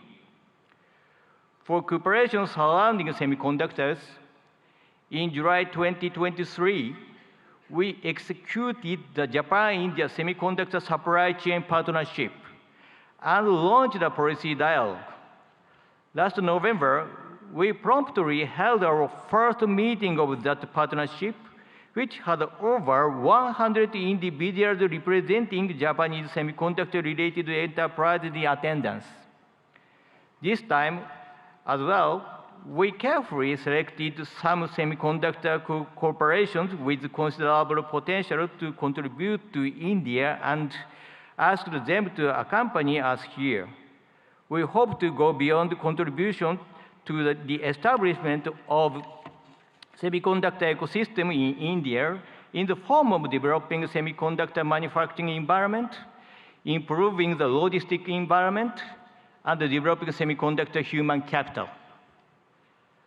For the hydrogen domains as well, we are providing support for attracting Japanese cooperation to India and lowering the initial risk associated with the start of operations in order to accelerate cooperation with the nation. In fact, world-leading equipment such as water electricity systems and ammonia mixed combustion burners is in the process of being introduced in India.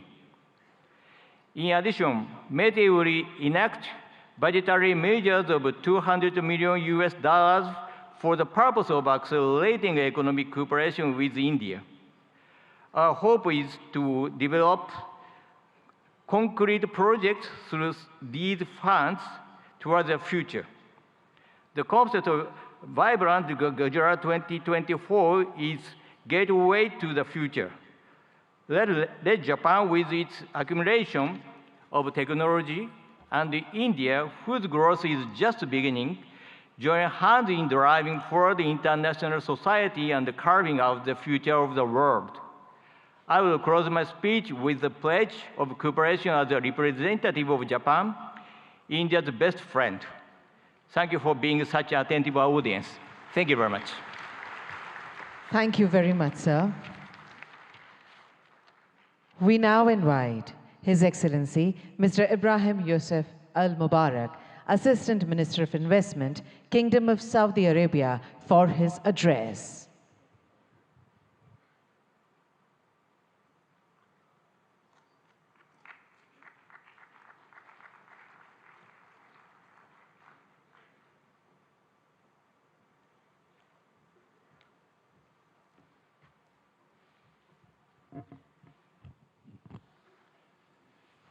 الحمد لله والصلاة والسلام على رسول الله. دولة رئيس الوزراء ناريندرا مودي، معالي رئيس الوزراء باتيل رئيس وزراء ولاية جوجرات، أصحاب الفخامة والسمو والمعالي الحضور الكرام، السلام عليكم ورحمة الله وبركاته. نامستي.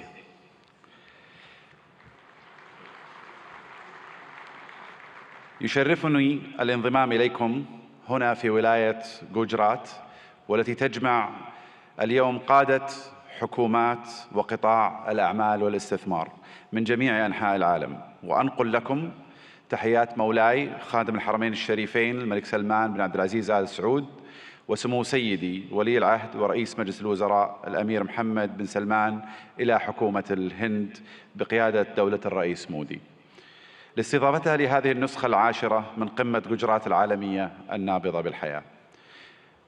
اسمحوا لنا بداية أن نشيد برحلة الهند الاقتصادية المبهرة، والتي وصلت بالهند إلى المرتبة الخامسة على مستوى العالم من حيث الاقتصاد والاستثمار الأجنبي المباشر، كما نهنئكم على رئاستكم الناجحة لمجموعة العشرين كصوت للاقتصادات الناشئة، وهو مما يهمنا بالتأكيد كعضو في مجموعة العشرين، إضافة إلى أننا نفخر بانضمامنا إلى البريكس في هذا العام.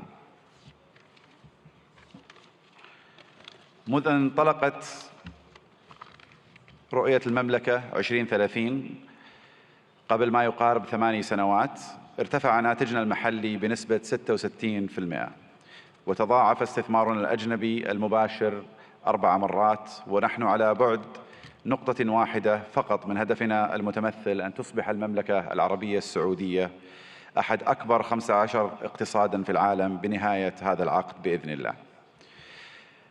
إن مكانة المملكة كشريك استثماري في البنى التحتية التقليدية والطاقة في القرن العشرين تتجاوز ذلك، لتشمل القطاعات الصناعية والخدمية في القرن الحادي والعشرين، مثل السياحة والثقافة والنقل والطاقة المتجددة وتقنية المعلومات والاتصالات والمدن والمصانع الذكية، بالإضافة إلى البناء والنفط والغاز.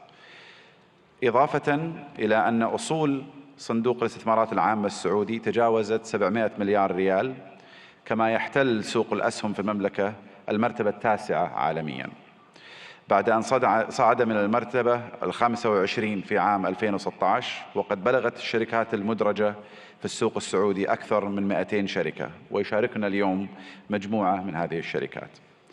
إن مشاريع المملكة تعد فريدة من نوعها من حيث النطاق والطموح، لأنها تمثل بعضا من أكبر المشاريع المستقلة على مستوى العالم، وتوفر للمستثمرين فرصة استثنائية لإعادة تعريف الصناعات والحصول على حصة في السوق، ومنها نيوم، مشروع البحر الأحمر، القدية والعلا، ومشروع بوابة الدرعية وغيرها من المشاريع. وخلال هذه القمة ستتاح لكم الفرصة لمعرفة المزيد مباشرة من الأشخاص الذين صمموا هذه المشاريع وقادوها منذ البدايات.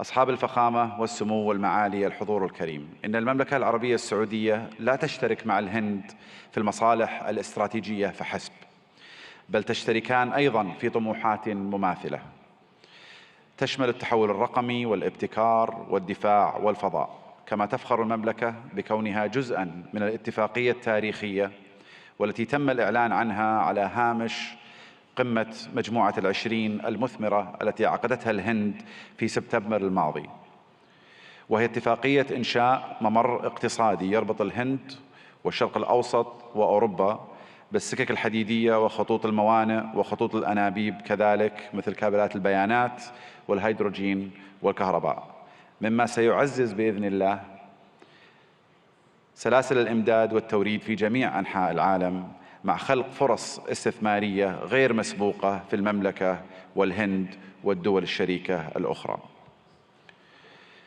في الختام أشكر مضيفين الكرام جميعا على استضافتنا، ونسأل الله لهذه القمة التوفيق والنجاح، وأشكركم جميعا على اهتمامكم وحسن الاستماع. شكرا جزيلا، والسلام عليكم ورحمة الله وبركاته.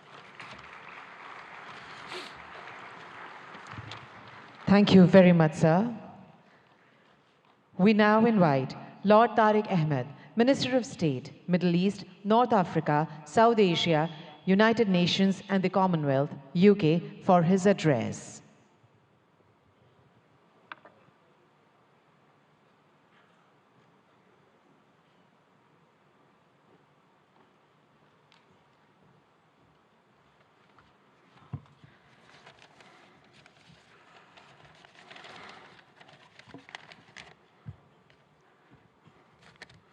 Honorable Prime Minister Narendra Modi ji, Chief Minister, President, Your Excellencies, ladies and gentlemen, and keeping with the tradition, I too can use the phrase, bhaiyo aur behno. ब्रितानी सरकार की तरफ से भारतीय सरकार को नमस्कार और बहुत-बहुत बधाई हो। मुझे बड़ी खुशी है कि आज ब्रितानी का सरकार का नुमाइंदा एक ऐसा इंसान है जिसका हिंदुस्तान से एक गहरा ताल्लुक है. Prime Minister Modi ji, you defined the living bridge between our United Kingdom and India. And therefore, it is appropriate that I also extend the greetings of my Prime Minister, Rishi Sunak, indeed the son-in-law of Bharat, the son-in-law of India. And on this occasion of the 10th Vibrant Gujarat, it's my honor to represent the British government on this auspicious occasion. This summit has truly, in every sense, served as a masterclass on how to go about attracting global investors, to have a stake in that remarkable growth, which, as we've seen captains of industry line up and say, is truly remarkable of India-Bharat story. Our nations may be separated by thousands of miles geographically, but that vast distance can diminish with the warmth between our people, that living bridge. And there is so much in common between our two nations. I'm going to park the whole theory of cricket for a moment, but that is an important bridge. And to those nations represented here who don't quite understand cricket, I assure you we, the UK and India, stand together in helping you understand this great game. But India's leadership, and in congratulating the Prime Minister and indeed the whole government of India on G20 last year, was a true testament to its determination. And I'm grateful to my friend, the Minister for External Affairs, Jaishankar ji, for your leadership during that occasion, along with Prime Minister Modi ji as well. And I'm really confident, Prime Minister, that this living bridge of people and ideas and innovation will truly make our partnership a potent combination for the years ahead. And I just want to reflect briefly on the why this is. India is the second largest investor in the United Kingdom. More than 900 Indian businesses operate in the United Kingdom. Indian FDI in the UK is growing faster than any other country. And for our part, the United Kingdom has a unique mix of world-class expertise and indeed talent. Total trade in goods between our two nations stands at over £38 billion. That's close to $50 billion. And that's increased in the last year alone by 24%. And that demonstrates the real strength between the two nations. The United Kingdom is the most globally connected economy in the G20, ranked second globally for soft power, and the first in the G7 for international research, collaboration, and impact. And I know those are important sectors right here in Gujarat and for India as well. And we've heard already a great deal about green finance. London is also #1 globally for green finance. And that's why we are truly ambitious. We are excited by the potential of our partnership with India and in particular with the state of Gujarat. And the United Kingdom is collaborating on many exciting projects in how we develop our relationship with Gujarat as we move forward. Take, for example, the Statue of Unity, designed by UK architects, Arab, which now stands tall as a symbol of a new, confident India. Or the JCB factory, designed by Mott MacDonald, whose machinery is now powering India's incredible infrastructure development. But, Prime Minister, Chief Minister, we want to go further. We want to do more.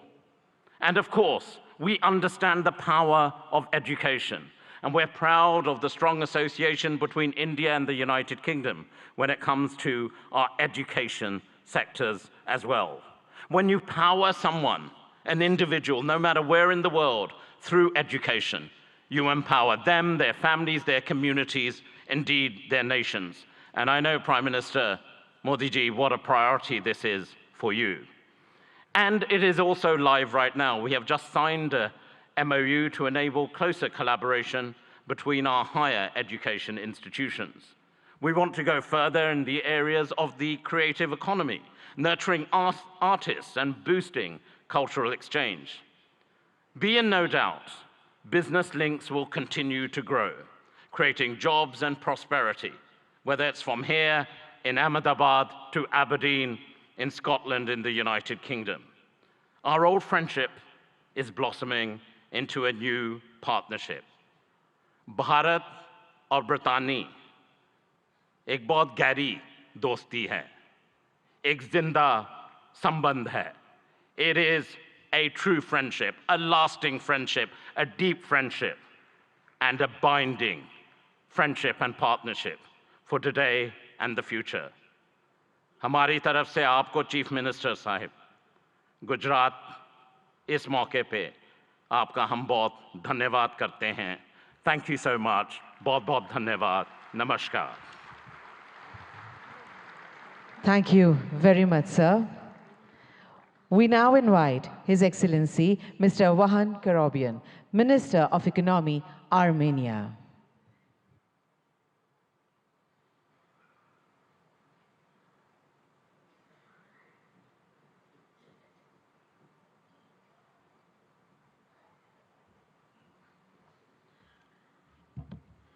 Honorable Excellency Prime Minister Shri Narendra Modi, Honorable Chief Minister of Gujarat Bhuendra Bhai Patel, Excellencies, distinguished guests, ladies and gentlemen. Welcome to the vibrant Gujarat 10th Global Summit. As Minister of Economy of Armenia, I'm delighted to share the remarkable strides of our nation has made, especially in the realm of technology, trade and investment. Our economy is doubled in 3-year time, and economic boom has not only reshaped our domestic landscape, but also positioned Armenia as the most advanced economy within the Caucasus and Eurasian Economic Union. In the burgeoning tech sector, dynamic trade environment and attractive investment opportunities in Armenia have drawn global attention. Our commitment to continuously improving a business-friendly environment is evident in our progressive policies, which have been instrumental in catalyzing growth and innovation. For example, with our good friends from United Arab Emirates, we managed to increase our mutual trade by 10 times to $2 billion in just 2-3 years, building firm trade bridges between different fragments of the world economy. A pivotal aspect of our economic narrative is the increasing movement of trade and investments between India and Armenia. This bilateral investment flow is a testament to the deepening economic ties between our nations. It's heartening to see Armenian investments finding a fertile ground in India, and likewise, Indian investments flourishing in Armenia. We see investments in high-tech manufacturing, metallurgy, mining, jewelry and diamond cutting, and other sectors.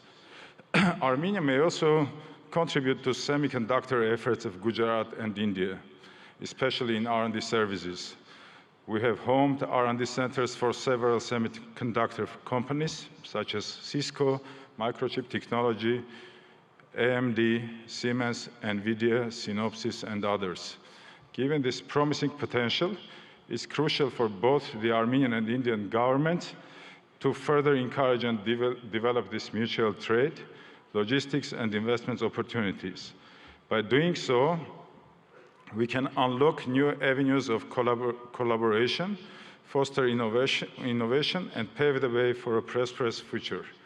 Armenia's strategic position within the Eurasian Economic Union opens up additional prospects.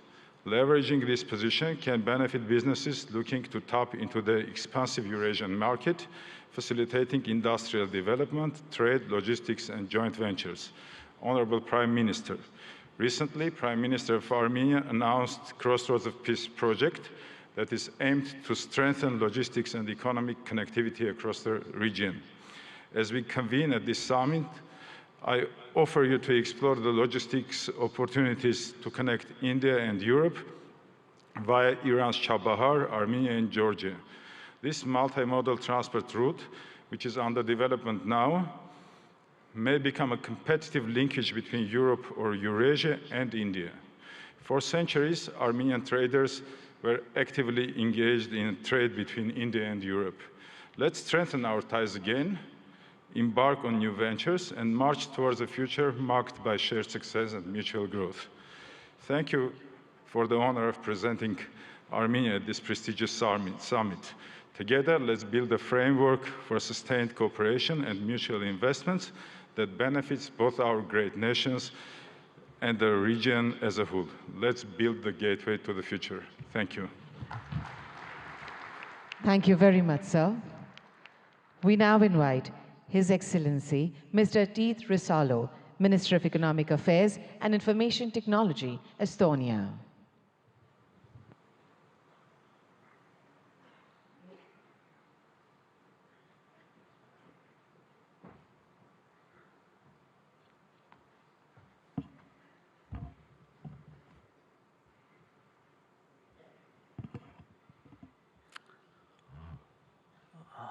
Prime Minister, Chief Minister, Excellencies, ladies and gentlemen, dear friends, namaste, or tere hommikust, as we say in Estonia.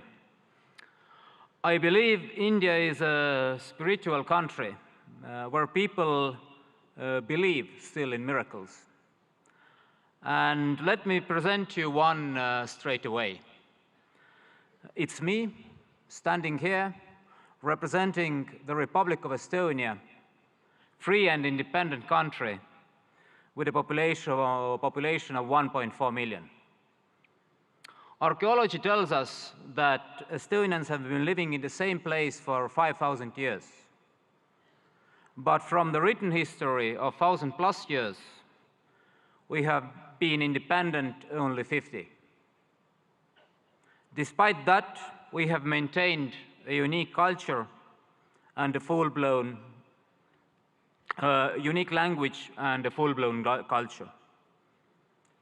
We regained our independence only 30 years ago. We started from zero. We had devastated economy, zero capital, and no major natural resources. For now, we are widely recognized as first and one of the most advanced digital societies. Estonia is a global leader in harnessing the power of technology for its citizens. But the truth is, miracles just don't happen. You have to work hard to arouse them. And that's why we are here, to work together with nations and regions who share the same values: democracy, rule of law, market economy, drive forward.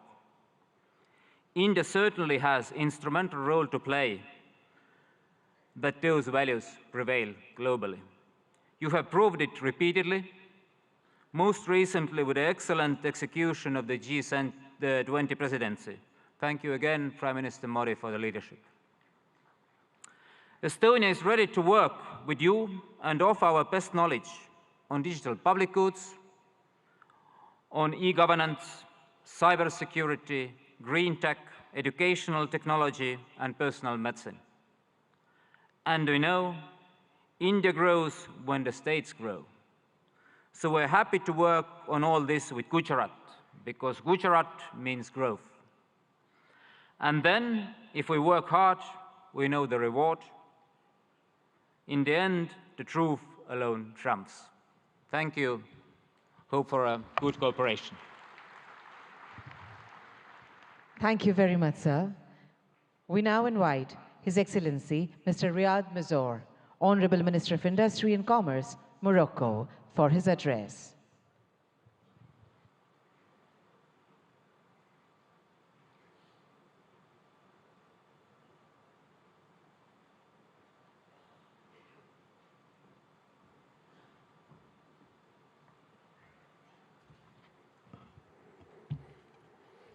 Honorable Shri Narendra Modi, Prime Minister of Bharat.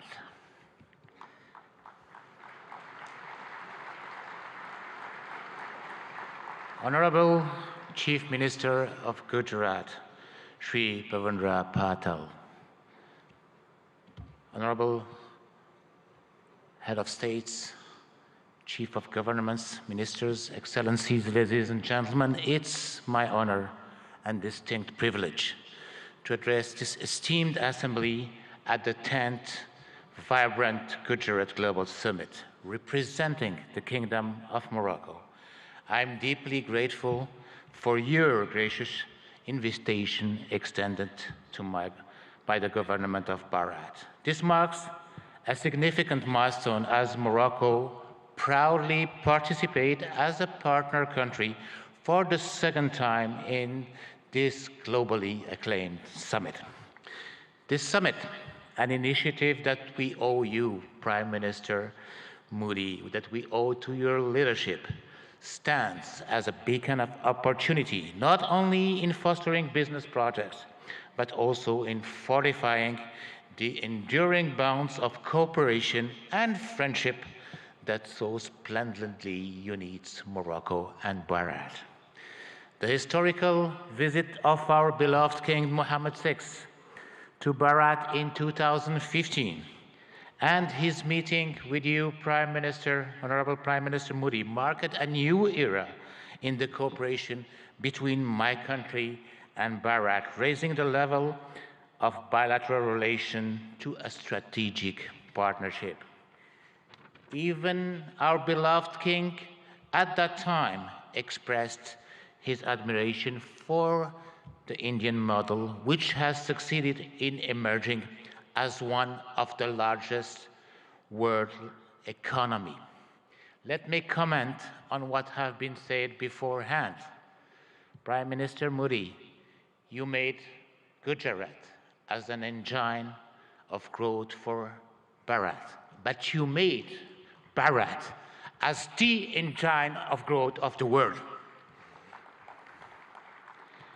Morocco, for its part, has also evolved positively, showing a regional leadership in advanced sectors, such as automotive, aerospace, semiconductor, and fertilizer industry, coupled with a significant transformation of historical sectors such as textile and agri-food. All sectors have been performing remarkably well despite successive crises, which confirm the undeniable success of the industry policy of Morocco, Gujarat, and Bharat.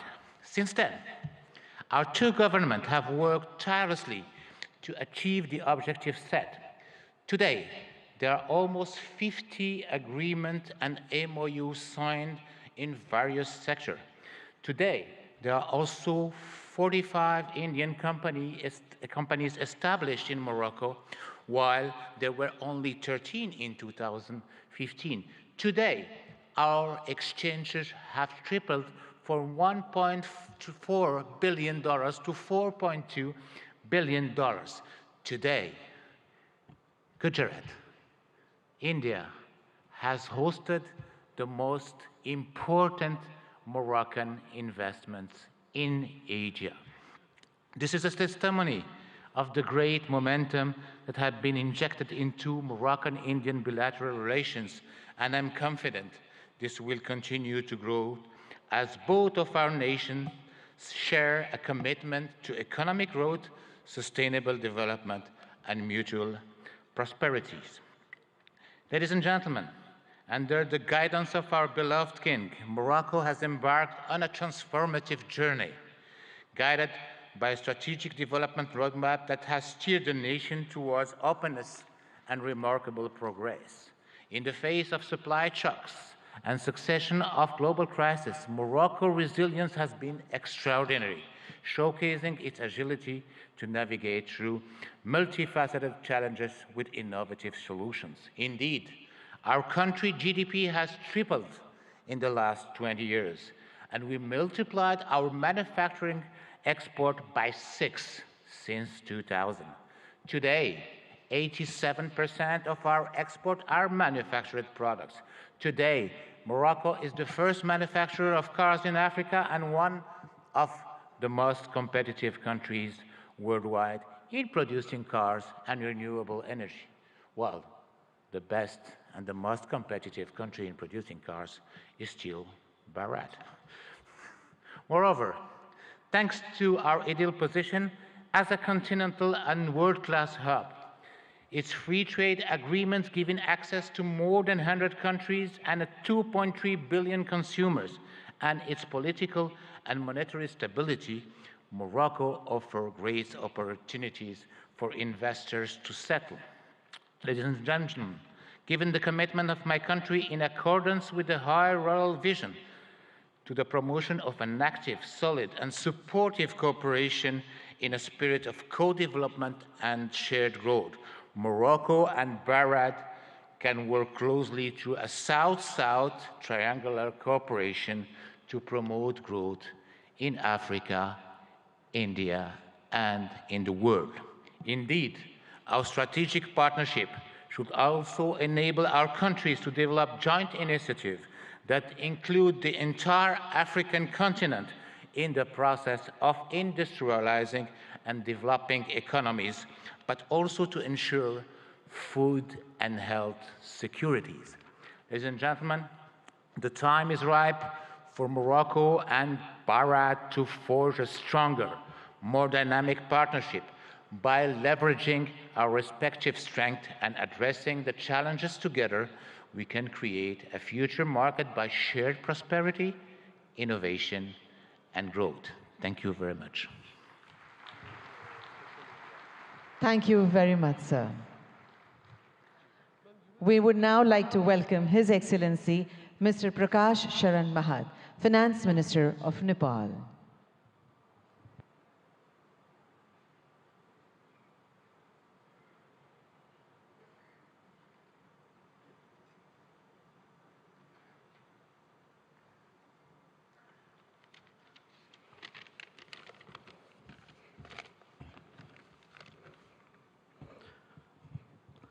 Right Honorable Prime Minister Sri Narendra Modi ji, Honorable Chief Minister of Gujarat Sri Bhupendra Bhai Patel ji, distinguished participants, ladies and gentlemen, warm greetings from Nepal.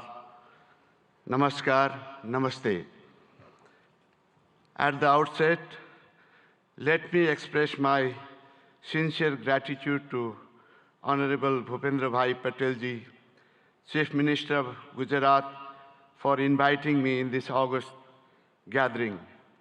I am deeply honored and privileged to be a part of this vibrant Gujarat Global Summit 2024.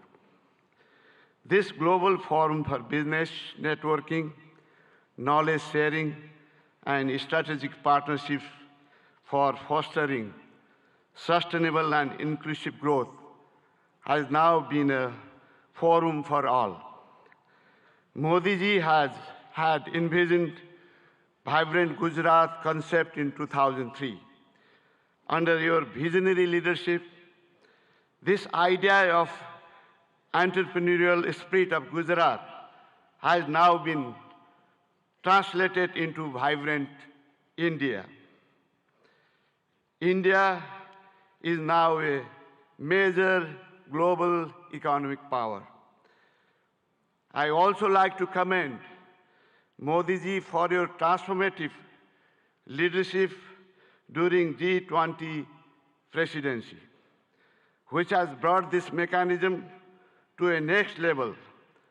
That is, you have made this more inclusive and broader. Vibrant Gujarat development model, which you are translating nationwide, has been a source of inspiration for many countries, including Nepal,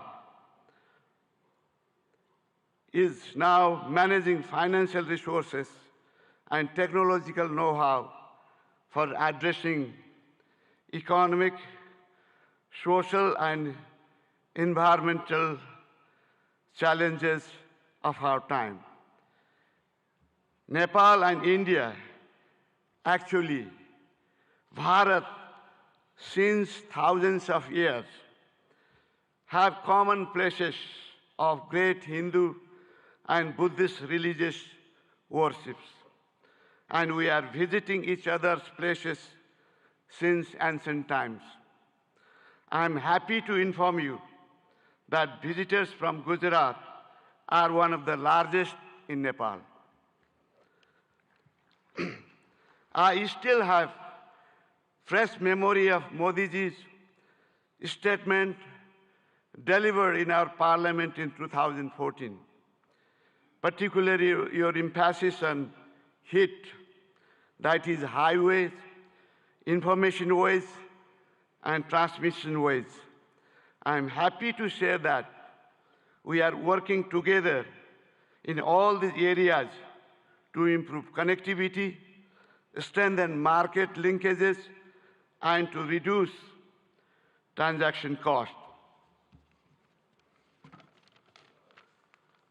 Recently, Nepal and India have signed a long-term power purchase agreement of exporting 10,000 megawatt of electricity to India over 10 years of time. This will immensely open up investment opportunity in hydropower in Nepal. It will also contribute to achieve green energy transition target not only for Nepal, but also in India. Situated between two global economic powers, Nepal has adopted liberal, market-oriented economic policy since the early 90s and is a member of several international organizations and multilateral agencies. And we are implementing trade and investment policies and regulation of international standards. Nepal provides investor-friendly regulatory and legal framework with macroeconomic stability and rule-based democratic political system. Our legal system prohibits nationalization of private enterprises and properties. We guarantee national and non-discriminatory treatment to foreign investment. Those who have invested in Nepal are enjoying good returns on their investment. The abundant natural and educated human resources, together with potential domestic and export market, ensures attractive return for prospective investors. There are huge untapped investment opportunities in Nepal in energy, tourism, agribusiness, and ICT. There are also other potential areas of investment such as health, education, manufacturing, construction, transportation, mining, banking, and financial services. Nepal is organizing Investment Summit in April 28 and 29 this year in Kathmandu. I would like to use this occasion to cordially invite all captains of industries and entrepreneurs from India and other participating countries for your valuable involvement in this summit. I hope your innovative business ideas and investment decisions will be a milestone for unlocking growth potential of Nepal.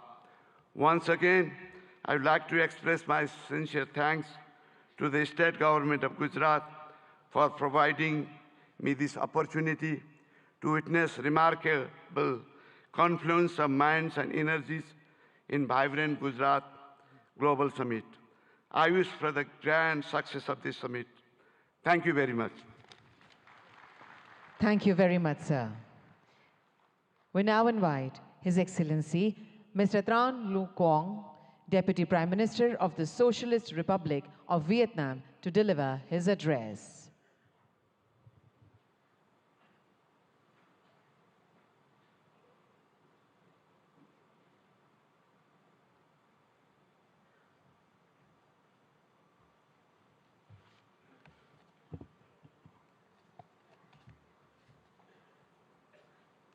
Thưa ngài Narendra Modi, Thủ tướng nước Cộng hòa Ấn Độ, thưa ngài Thủ tướng bang Gujarat, thưa các vị nguyên thủ quốc gia, người đứng đầu chính phủ các nước, thưa toàn thể quý vị. Hôm nay, tôi rất vui mừng tham dự Hội nghị Thượng đỉnh toàn cầu Gujarat đầy sức sống lần thứ 10 với chủ đề Cửa ngõ vào tương lai tại bang Gujarat, quê hương của vị lãnh tụ vĩ đại Mahatma Gandhi của đất nước và nhân dân Ấn Độ anh em, quê hương của ngài Thủ tướng Narendra Modi. Với quy mô ngày càng lớn và sự tham gia đông đảo của lãnh đạo và doanh nghiệp Ấn Độ cũng như các nước, Gujarat đầy sức sống đã thể hiện rõ tầm nhìn của Thủ tướng Modi và nỗ lực của bang Gujarat, góp phần khẳng định sự hấp dẫn cũng như vai trò và vị thế quốc tế ngày càng cao của Ấn Độ. Chúng ta đang sống trong một thế giới đầy biến động phức tạp và khó lường. Dù gặp nhiều khó khăn thách thức, song hòa bình, hợp tác và phát triển vẫn là xu thế lớn. Chúng tôi đánh giá cao việc hội nghị lần này tập trung thảo luận những động lực, xu thế phát triển mới, trong đó có kinh tế xanh, kinh tế tuần hoàn, kinh tế số, thành phố thông minh. Đây cũng là những lĩnh vực ưu tiên trong tiến trình phát triển và hội nhập quốc tế của Việt Nam. Để thúc đẩy mạnh mẽ các lĩnh vực nêu trên, hướng tới các mục tiêu phát triển bền vững, chúng tôi cho rằng các chính phủ cần tạo lập khuôn khổ chính sách, pháp lý và môi trường đầu tư kinh doanh thuận lợi, ổn định, minh bạch, công bằng, triển khai các chiến lược, kế hoạch một cách nhất quán. Nguồn vốn từ đầu tư công của chính phủ cần đóng vai trò dẫn dắt, đồng thời khuyến khích mạnh mẽ và thu hút hiệu quả các nguồn lực của khu vực tư nhân và đầu tư nước ngoài. Trong hợp tác quốc tế, cần đưa các lĩnh vực này thành nội dung hợp tác chủ đạo và ưu tiên dành nhiều nguồn lực hơn nữa để hiện thực hóa. Các nước phát triển cần tăng cường hỗ trợ các nước đang phát triển về vốn, chuyển giao công nghệ, kỹ thuật, quản trị hiện đại, đào tạo nguồn nhân lực. Là nền kinh tế phát triển nhanh và năng động, có quy mô lớn thứ 5 thế giới, Ấn Độ hoàn toàn có thể và đang ngày càng phát huy tốt hơn nữa vai trò dẫn dắt trong tiến trình này.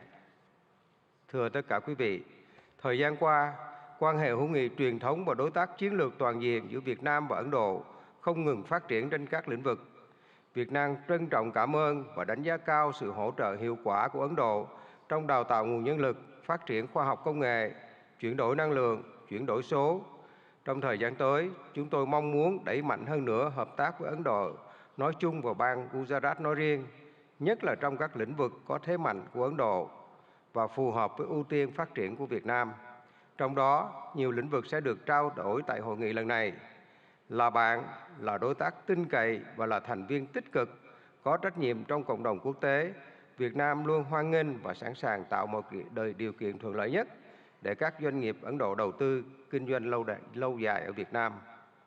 Chúng tôi tin tưởng rằng hợp tác tốt đẹp giữa Việt Nam và Ấn Độ không chỉ mang lại lợi ích cho cộng đồng doanh nghiệp và nhân dân hai nước, mà còn đóng góp tích cực cho hòa bình, hợp tác và phát triển thịnh vượng, bền vững ở khu vực và trên thế giới.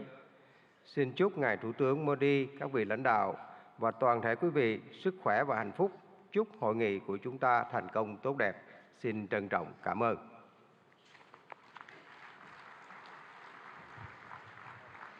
Thank you very much, sir. We now honored to invite His Excellency Mr. Petr Fiala, Honorable Prime Minister, Czech Republic, for his address.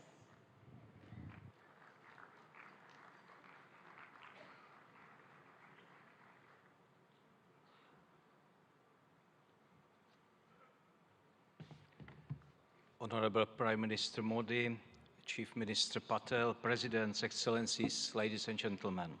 First, please let me congratulate you on 20 years of this successful summit. I'm excited to see Gujarat's impressive economic growth and to feel the energy of the largest democracy in the world. Thank you, Chief Minister Patel, for your kind hospitality. It is a real pleasure to be here.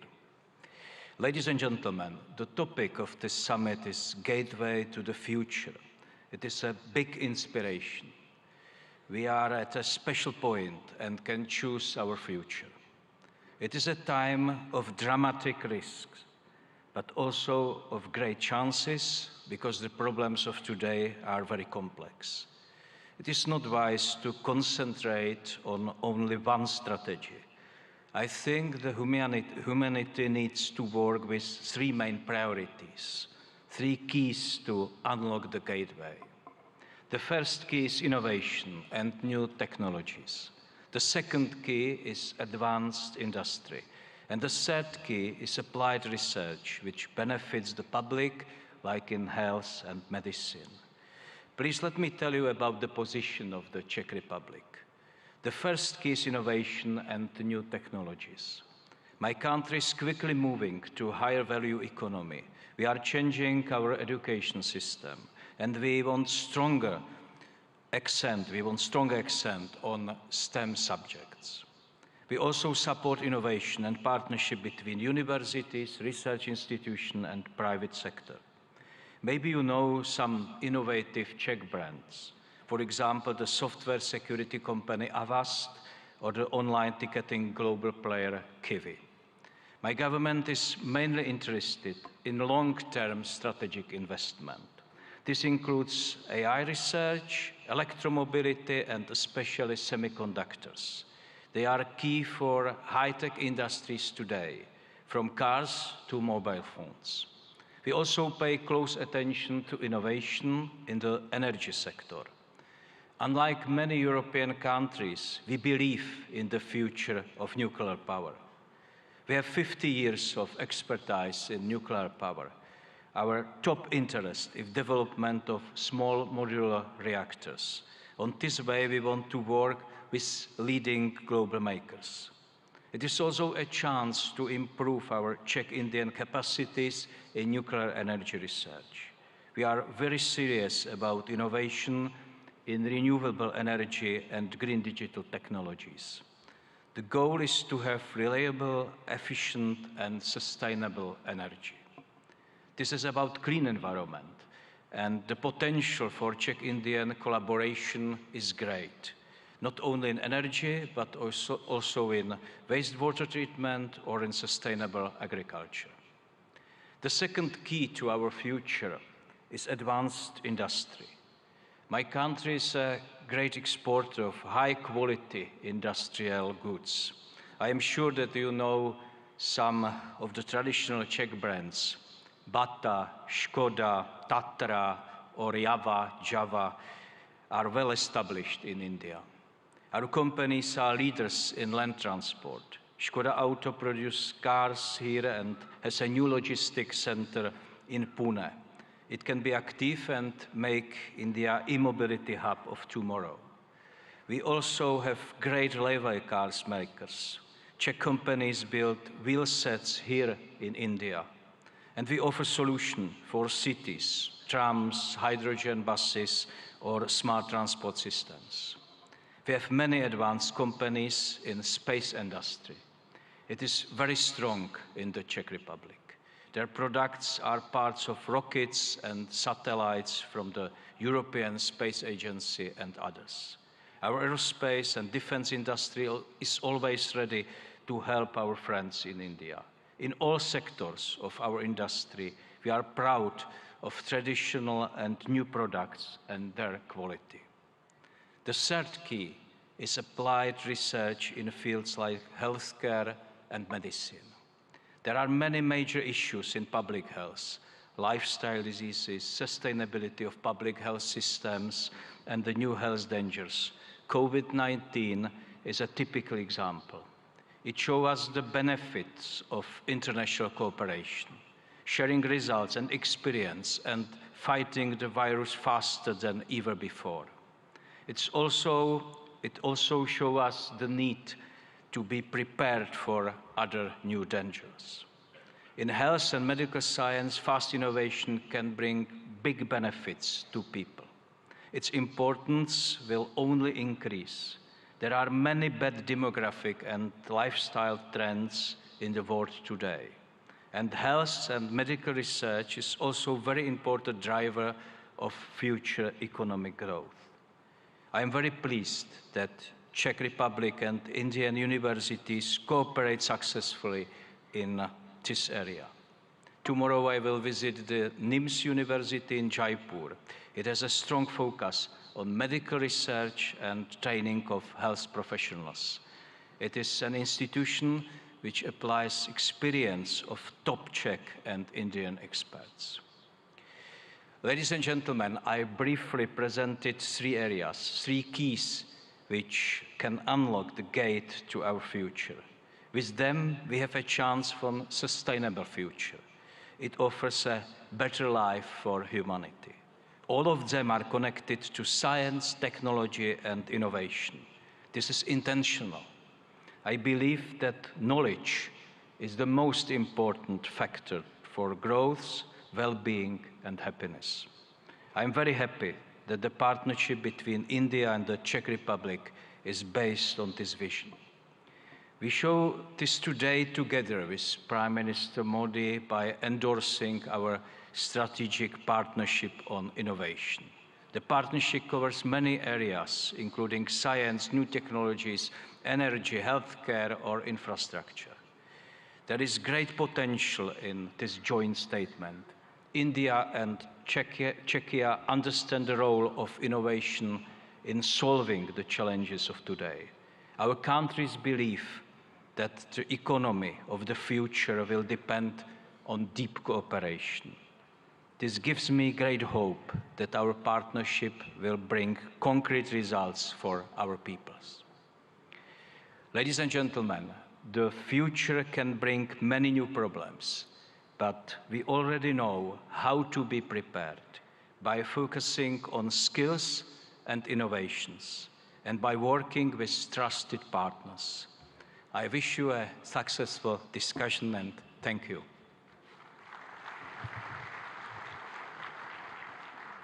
Thank you very much, sir, for your words of appreciation and encouragement. We now feel proud in inviting His Excellency, Mr. Philip Nyusi, Honorable President, Mozambique, to deliver his address.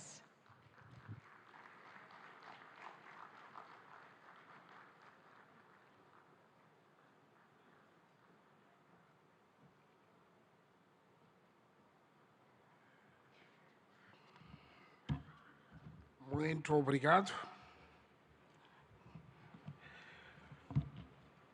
Sua Excelência Narendra Modi Ji, Primeiro-Ministro da República da Índia. Sua Excelência José Ramos Horta, Presidente de Timor-Leste. Sua Excelência Petra Fiala, Primeiro-Ministro da República Tcheca. Sua Excelência Bhupendra Patel, Ministro-Chefe do Estado de Gujarat. Senhores ministros presentes nesta cimeira, minhas senhoras e meus senhores. Inicio a minha intervenção saudando e agradecendo a Vossa Excelência e meu irmão Narendra de Mordadas Modi, Primeiro-Ministro da Índia, pelo convite que nos foi formulado na qualidade de parceiro para participar neste evento de grande relevância para os nossos países. Aproveito a ocasião para felicitar a vossa presidência do G20, o momento histórico que conseguiu colocar o continente africano, ou seja, a União Africana, como membro permanente do G20. Saudamos de forma distinta a Sua Excelência Bhupendra Patel, Ministro-Chefe do Estado de Gujarat, ao povo e governo de Gujarat, pelo acolhimento que nos tem sido dispensado desde a nossa chegada a esta histórica cidade industrial, o maior centro de refinaria de petróleo do mundo e de corte e polimento de diamantes. Senhor Primeiro-Ministro, Excelências, em Ahmedabad me sinto em minha própria casa, pois foi daqui que adquiri conhecimentos que me têm ajudado a adicionar ao que antes tinha conseguido, e com o espírito de sempre aprender, me permite dar a minha humilde contribuição para o desenvolvimento do meu país, Moçambique. Suprabat Mara Gujarat Deshuacion. Umujamachu Habar Namaste. A República de Moçambique participa neste fórum singular de Gujarat com o objetivo de aprender e partilhar a experiência a nível estatal, empresarial, da sociedade civil e da academia, conforme está estruturado no evento. É nosso interesse identificar oportunidades e estabelecer parcerias para coletivamente e com base em vantagens mútuas criar alicerces para o desenvolvimento harmonioso, criação da riqueza e do bem-estar para os nossos povos. A República da Índia e o Estado de Gujarat, em particular, oferecem a muitos países em desenvolvimento a oportunidade de partilhar a experiência de resiliência e de superação perante obstáculos ao desenvolvimento. O fato desta Cimeira Bienal, instituída há mais de 20 anos, assumir-se como ponto de partida para a autossuficiência de uma região, a Cimeira Global de Gujarat tem também a particularidade de encorajar os países e Estados a fazerem uma apresentação sobre as oportunidades de negócio e de investimentos que oferecem. O nosso interesse em aprender da experiência de Gujarat é ainda maior porque acreditamos na estratégia de desenvolvimento baseada na autossuficiência, ou seja, na produção e transformação interna de recursos ao nosso dispor, destinada a autoconsumo e exportação. Por outro lado, os momentos temáticos agendados nesta edição da Cimeira Global de Gujarat abrangem áreas importantes para o fortalecimento da nossa cooperação bilateral. Destacamos a promoção da feira comercial, os temas sobre a transição para a economia verde no âmbito do desenvolvimento econômico sustentável, tecnologia e inovação como motores de crescimento econômico e a questão do financiamento de infraestruturas sustentáveis. Excelências, Moçambique é um país com potencialidades econômicas ainda por explorar. Pois vejamos, possui terras aráveis e rios abundantes, condições propícias para a prática da agricultura industrial, pecuária e pesca. Mantém enormes reservas para o desenvolvimento da indústria extrativa e transformadora. O país dispõe ainda de grandes reservas de areias pesadas, para além de outros minérios de elevado valor comercial, como tais diamantes, pedras preciosas, cobre, ferro, grafite. Aliás, falando do grafite, o CEO da Suzuki falou da produção de baterias. Imediatamente eu convido para produzir em Moçambique, porque grafite está em abundância. Mas também Moçambique possui carvão mineral, e já estamos a exportar para este país em grandes quantidades. Isso só para citar alguns exemplos. O nosso país é também conhecido como detentor de enormes potenciais energéticos, energia hídrica, eólica e solar, e estamos agora a projetar a construção de uma grande barragem hidroelétrica para mais de 1.500 megawatts. Esperamos que pode haver interesse de participar conosco ainda. Isso incluindo também uma das maiores reservas de gás natural do mundo, na bacia do Rovuma. Aliás, sei dizer que 3 empresas maiores deste país são parceiros na exploração do gás em Moçambique. Moçambique oferece igualmente oportunidades para o desenvolvimento de todo tipo de turismo, incluindo o ecoturismo. O nosso país, por ser banhado pelo nosso oceano comum, que é o Oceano Índico, permite que o canal de Moçambique seja a rota comercial estratégica de muitos países, incluindo os países de hinterland da África Austral, cujo acesso ao mar é através de Moçambique. Também desfilou neste pódio o CEO do DP World. Ele pode ser testemunho porque já estão a operar nos portos moçambicanos. Portanto, investir em Moçambique é também tirar benefício das oportunidades econômicas que a sub-região da África Austral, isto é, dos países da SADC, oferece com um mercado de mais de 250 milhões de habitantes. A legislação sobre investimentos em Moçambique oferece um pacote de investimentos de incentivos aos investidores que decidam apostar no país para a produção de bens e serviços que criam oportunidades de emprego para os jovens moçambicanos e concorram para o acréscimo de valor, industrialização e modernização da economia. Neste contexto, para fortalecer a cooperação internacional, através da criação de parcerias produtivas, conducentes a uma rápida aceleração do crescimento econômico global e melhoria das condições de vida das nossas populações, convido mulheres, homens de negócios indianos e de todas as outras partes do mundo aqui presentes a investir em Moçambique numa base de ganhos mútuos. O governo de Moçambique tudo faz e fará de modo a assegurar uma parceria econômica em que todos saiamos a ganhar e juntos contribuamos para um mundo próspero para nós e para as futuras gerações.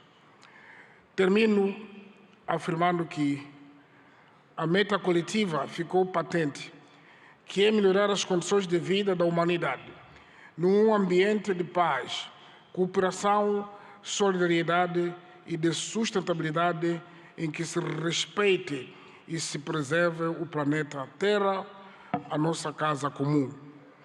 Fazemos votos que desta cimeira brotem negócios viáveis em benefício dos nossos países e povos. A todos desejamos melhores venturas e muitos sucessos na criação do progresso e bem-estar comum. Obrigado, parabéns, Primeiro-Ministro Modi. Thank you so much, sir, for your words of praise and your insights on shared journey of development. We would now with pleasure invite His Excellency, Mr. José Ramos Mirta, Honorable President Timor-Leste, to deliver his significant address.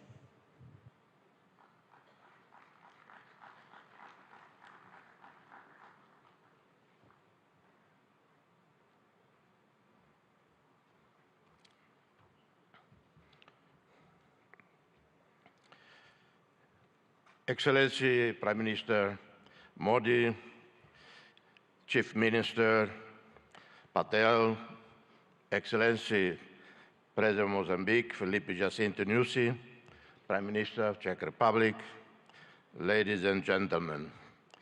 It is always a real pleasure to set foot on this land of a great ancient civilization. I first visited India on a personal capacity in April 1992, having spent more than a week in Dharamsala. My first official visit was in 2003 as Senior Minister of Foreign Affairs of the newly independent Timor-Leste. I visited again India in 2013, 2014, 2015 in different capacities. In my previous position as Senior Minister of Foreign Affairs, I wholeheartedly supported India's meritful right to be a permanent member of the UN Security Council. And I'm continuing to advocate for India and for Indonesia, two Asian countries, to be permanent members of a reformed, expanded, more representative UN Security Council. As chair of, in 2014-15, of the high-level independent panel on UN peace operations, I visit Delhi for extensive consultation with leaders, including senior military officers. I work closely with the Permanent Mission of India to the UN in New York as we produce a 100-page report and recommendations on how the UN should anticipate, respond more timely and effectively to the new emerging security challenges. This is my relationship with India. My sincere appreciation for the invitation to address this prestigious international forum, my gratitude to a great visionary, transformative leader, Prime Minister Narendra Modi, who conceived the 10th Vibrant Gujarat Global Summit in 2003. Gratitude for the warm reception extended to me and members of my delegation. This forum, now renowned globally, has been a catalyst for business networking, knowledge sharing, strategic partnerships, inclusive growth, and sustainable development. The state of Gujarat, driven by an inherent entrepreneurial spirit, has emerged as an industrial leader and a favored destination for investment. Timor-Leste, for its part, represents an oasis of peace, tolerance, and stability, where fundamental rights and freedoms are strictly safeguarded. The International Media Watch, called Reporters Without Borders, based in Brussels, rates Timor-Leste number 10 globally in media freedom out of 193 countries. Timor-Leste stands out with a business environment conducive to investments, having consolidated global presence as an active member of the United Nations, the Community of Portuguese-speaking countries, CPLP, a pioneer, founder of the G7 plus fragile states, leader and spokesperson in climate change within LDCs and SEEDS. We are progressing our membership process with WTO, which should happen probably in February, hoping to formally exceed by March this year. Formal ASEAN membership should occur in 2025. We are committed to creating a favorable business environment with legislation in line with international best practices, protecting foreign investments, eliminating double taxation, open PPPs, BOTs, and any other mutually beneficial modality consistent with the priorities outlined in our National Strategic Development Plan. We have a sovereign wealth fund with significant investments in U.S. Treasury bonds and other developed market bonds, and have invested significantly in equities internationally with more than 1,000 portfolios, with annual returns of over 8%. We have zero debt to commercial banks. Our debt to regional or multilateral lending institutions is 13% of our GDP. Our young and vibrant diaspora present in countries such as Australia, South Korea, Indonesia, Malaysia, Portugal, the United Kingdom contribute significantly to the development of both host countries and Timor-Leste, with foreign remittances being an important part of our society well-being. We invite you, ladies and gentlemen, to invest with us, be part of the realization of a dream. Opportunities abound. I outline some. In the tourism sector, almost the entire northern coast of Timor-Leste, plus Atauro and Jaco Islands, teem with the richest biodiversity in the world. That's according to Conservation International, not according to me personally. Boasting the healthiest coral biodiversity in the entire region, known as the Amazon of the seas. Atauro Island, located north of Timor-Leste's capital, is recognized as a most important part of the global center of marine biodiversity and a global priority for conservation. We integrate a region that covers 1.6% of the planet's ocean area, bursting with marine life, home to 76% of all known coral species in the world, and habitat of more than 3,000 species of fish. We are seeking investment and partnerships in hotels, resorts, homestays, convention centers, restaurants, services, customer support, wellness, and hospitals.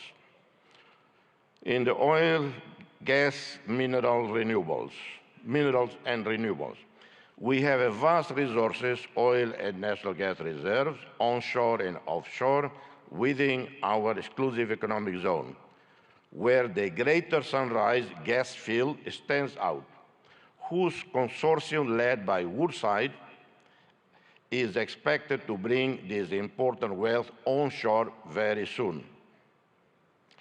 In the coming years, Timor-Leste will invest in the construction of a modern gas pipeline and petrochemical industry as part of our major Tasimane project. This major national investment includes, among others, the construction of a refinery, the adaptation of our power station to natural gas, and the development of a multifunctional supply base for all their related needs.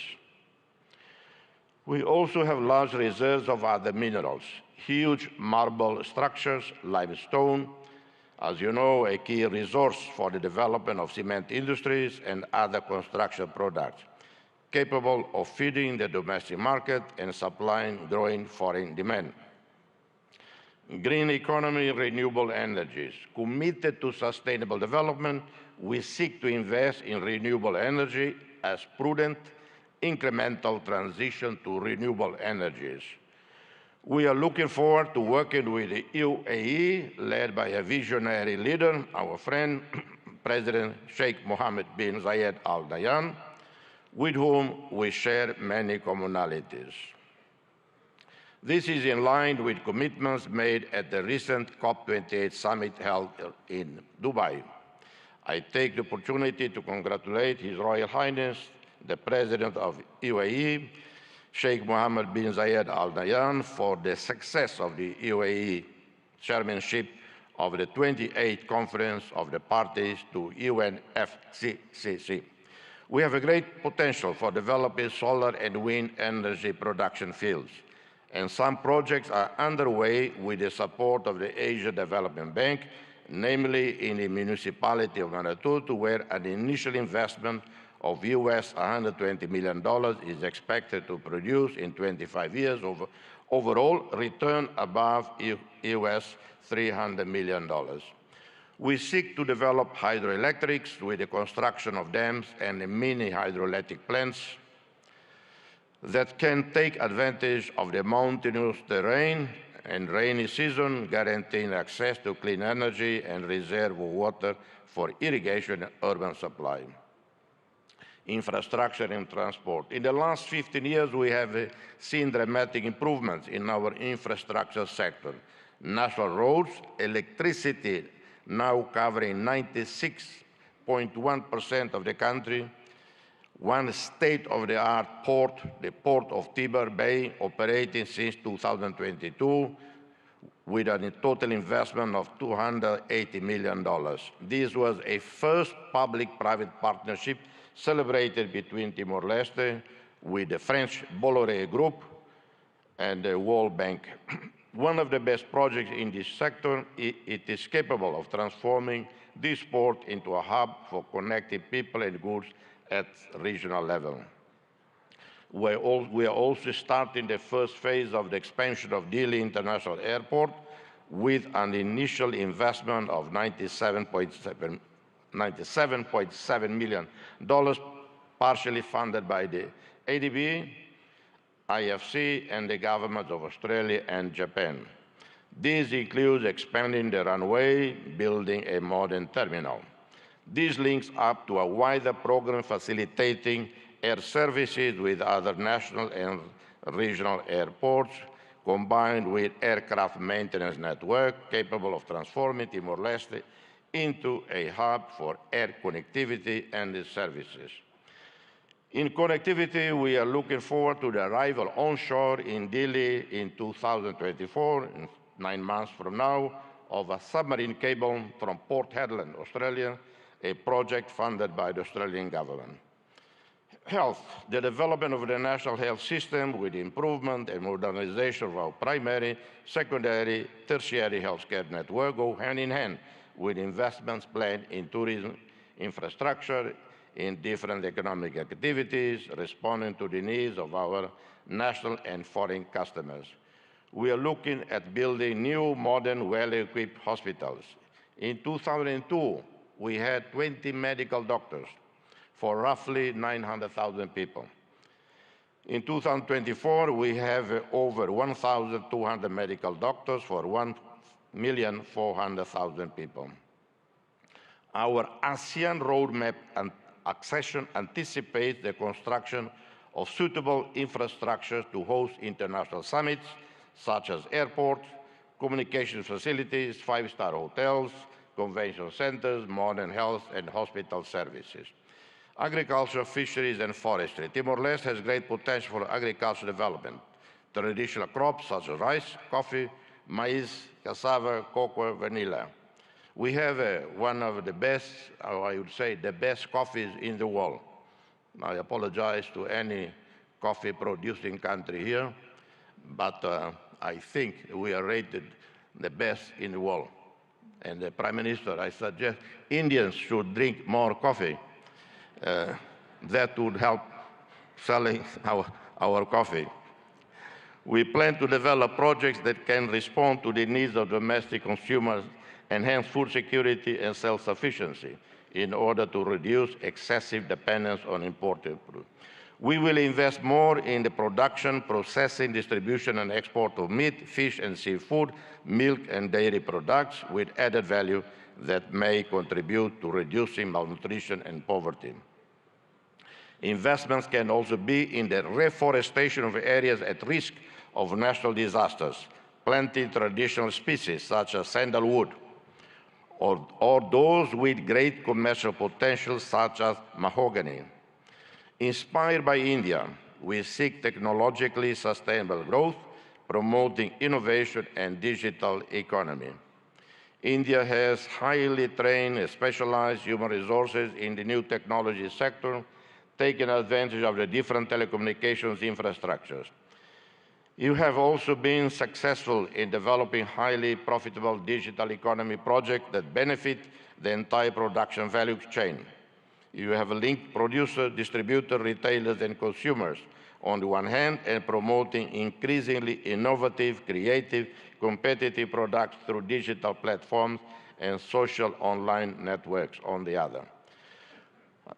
Prime Minister, dear friend, we eagerly anticipate the inauguration of the Embassy of Democratic Republic of Timor-Leste in Delhi soon, this year. Simultaneously, we await with great anticipation the opening of the Embassy of India in Delhi, thereby solidifying the visionary concept put forth by Your Excellency Prime Minister Modi, a call to forge a Delhi axis of progress and development. The problem with Delhi is sometimes people intend to come to Delhi. Instead, they end up in Delhi. And it happened many times. This axis of progress is set to build upon the robust foundations laid by our shared bilateral and multilateral cooperation. It promises to be a testament to an enduring friendship, echoing the dedicated service of Indian diplomats, such as Ambassadors Kamalesh Sharma, Atul Kar, two dear friends, who serve in our country as special representatives of the UN Secretary General in Timor-Leste. Our gratitude extends to the 7,737 peacekeepers, military and police, who played a critical role over a decade of United Nations missions in Timor-Leste. India, a contributor, active contributor to UNTAED, UNICEF, UNOTIL, UNMIT played critical role in fostering stability and security in Timor-Leste. India's commitment to assisting Timor-Leste in developing essential human resources, diplomats, and the leadership officers as part of its process to accession to ASEAN is highly commendable, and we are very grateful to you, Prime Minister. Notably, 12 diplomats have recently undergone training at the Sushma Swaraj Institute of Foreign Service, a demonstration of fulfillment of this commitment. We hope to expand this partnership in coming years. May this summit thrive as a catalyst for fostering fruitful partnership for a global sustainable development and shared prosperity. I thank you, and God bless you all. Thank you. We are privileged to have heard the Nobel laureate, His Excellency Mr. Jose Ramzota. Thank you so much, sir, for your enriching address. Honorable Prime Minister Shri Narendra Modi ji, a global leader rooted in the philosophy of Vasudhaiva Kutumbakam, envisions a sustainable future through initiatives like Viksit Bharat at 2047, aiming for a developed India by 2047 with a 5 trillion economy. He relentlessly emphasizes sustainable growth. Hailing from vibrant Gujarat, Modi ji's leadership reflects its ethos of entrepreneurship and progress, showcasing Gujarat as a model for development. His global outlook aligns with a vision for an inclusive and prosperous future inspired by Gujarat's cultural richness and economic vibrancy. स्वयं की ज्योति से चमकेगा वो तो हीरा लाल है, स्वयं मस्तक पर जिसके दामोदर का हाथ है. Ladies and gentlemen, please join your hands together to welcome the one and only Honorable Prime Minister of India, Shri Narendra Modi ji.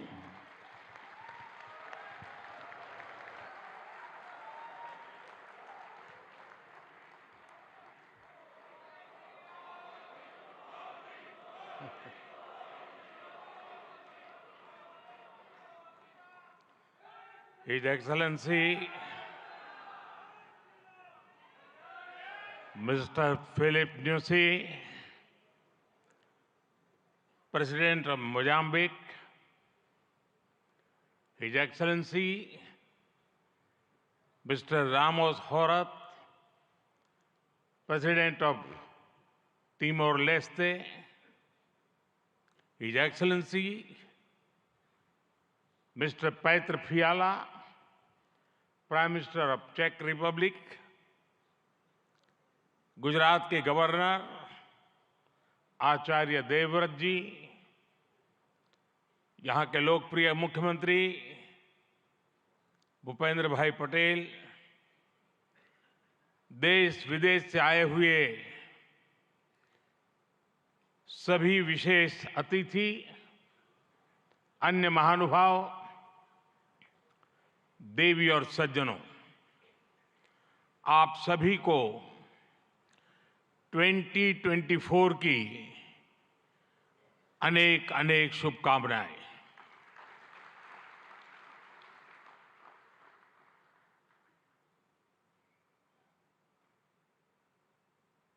निकट भूतकाल में भारत की आजादी के 75 साल पूरे हुए और अब भारत अगले 25 वर्षों के लक्ष्य पर काम कर रहा है। जब भारत अपनी आजादी के 100 वर्ष मनाएगा, तब तक हमने भारत को विकसित बनाने का लक्ष्य रखा है और इसलिए ये 25 साल का कार्यकाल भारत का अमृतकाल है। ये नए सपने,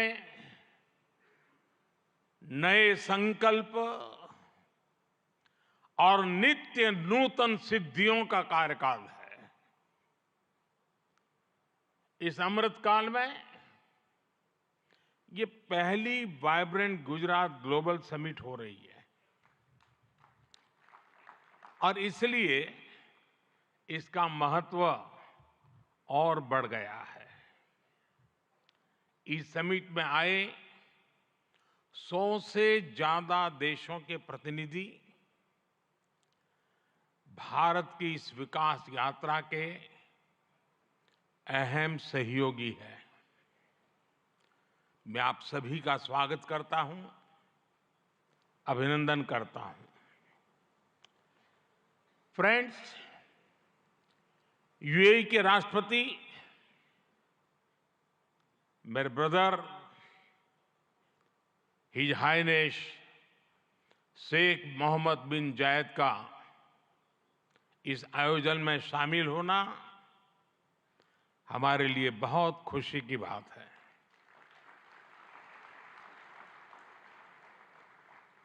वाइब्रेंट गुजरात में इस समिट में उनका यहां चीफ गेस्ट के तौर पर उपस्थित होना भारत और यूएई के दिनों दिन मजबूत होते आत्मीय संबंधों का प्रतीक है।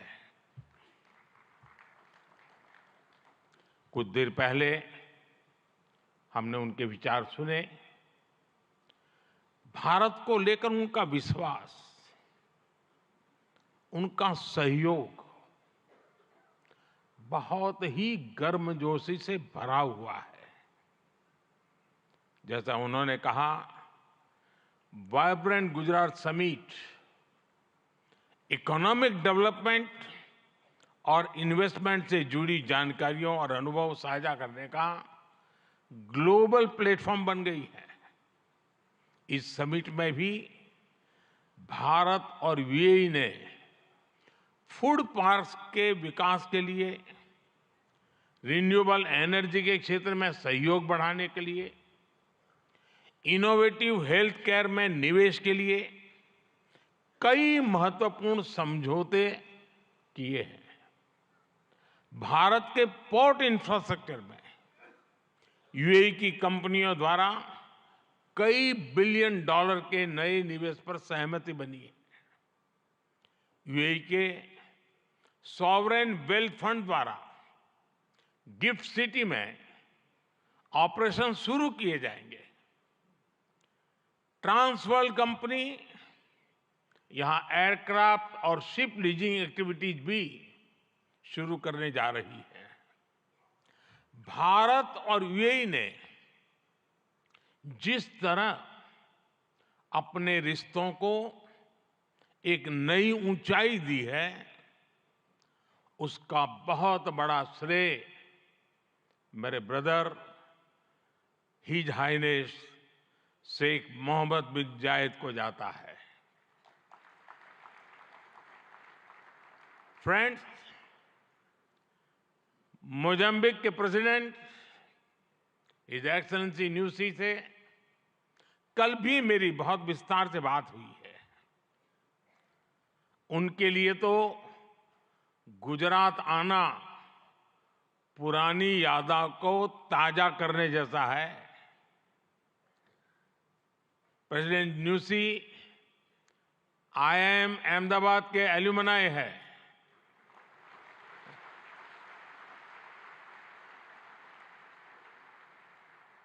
भारत के लिए गर्व की बात है कि हमारी G20 प्रेसिडेंसी में अफ्रीकन यूनियन को स्थायी सदस्यता मिली। प्रेसिडेंट न्यूसी की भारत यात्रा से हमारे संबंधों को तो बल मिला ही है, भारत अफ्रीका के बीच घनिष्ठता और बढ़ी है। साथियों, चेक के प्रधानमंत्री हिज एक्सेलेंसी पैत्र फियाला जी की ये पहली भारत यात्रा इस पद पर है। वैसे वो भारत पहले भी आए हैं। चेक लंबे समय से वाइब्रेंट गुजरात समिट से जुड़ा हुआ है। भारत और चेक के बीच टेक्नोलॉजी, ऑटोमोबाइल्स, मैन्युफैक्चरिंग जैसे सेक्टर्स में सहयोग लगातार बढ़ रहा है। हिज एक्सेलेंसी पैत्र फियाला, मुझे विश्वास है आपकी इस यात्रा से दोनों देशों के संबंध और मजबूत होंगे। हमारे यहां कहा जाता है अतिथि देवो भव, और प्रधानमंत्री के रूप में आपकी तो ये पहली भारत विजिट है। उम्मीद है आप बहुत शानदार यादें लेकर यहां से जाएंगे। फ्रेंड्स, नोबेल लॉरिएट और तिमोर लेस्ते के राष्ट्रपति हिज एक्सेलेंसी रामोस होर्ता का भी मैं भारत में स्वागत करता हूं। हिज एक्सेलेंसी रामोस होर्ता का गांधीनगर आना और विशेष है। आपने महात्मा गांधी के नॉन वायलेंस के सिद्धांत को अपने देश के स्वातंत्र संग्राम से जोड़ा है। आसियान और इंडो पैसिफिक क्षेत्र में तिमोर लेस्ते के साथ हमारा सहयोग बहुत अहम है। फ्रेंड्स, कुछ समय पहले ही वाइब्रेंट गुजरात ग्लोबल समिट को 20 वर्ष पूरे हुए हैं। बीते 20 वर्षों में इस समिट ने नए आइडियाज को प्लेटफॉर्म दिया है। इसने इन्वेस्टमेंट्स और रिटर्न्स के लिए नए गेटवे बनाए हैं। और अब वाइब्रेंट गुजरात ग्लोबल समिट की इस बार की थीम है गेटवे टू द फ्यूचर। 21वीं सदी की दुनिया का फ्यूचर हमारे साझे प्रयासों से ही उज्जवल बनेगा। भारत ने अपनी G20 प्रेसिडेंसी के दौरान भी ग्लोबल फ्यूचर के लिए एक रोडमैप दिया है। वाइब्रेंट गुजरात ग्लोबल समिट के इस एडिशन में भी इस विजन को और आगे बढ़ा रहे हैं। भारत I2U2 और दूसरे मल्टीलेटरल ऑर्गेनाइजेशन के साथ पार्टनरशिप को लगातार मजबूत कर रहा है। One world, one family, one future का सिद्धांत विश्व कल्याण की अनिवार्य आवश्यकता है। फ्रेंड्स, आज तेजी से बदलते हुए वर्ल्ड ऑर्डर में भारत विश्व मित्र की भूमिका में आगे बढ़ रहा है।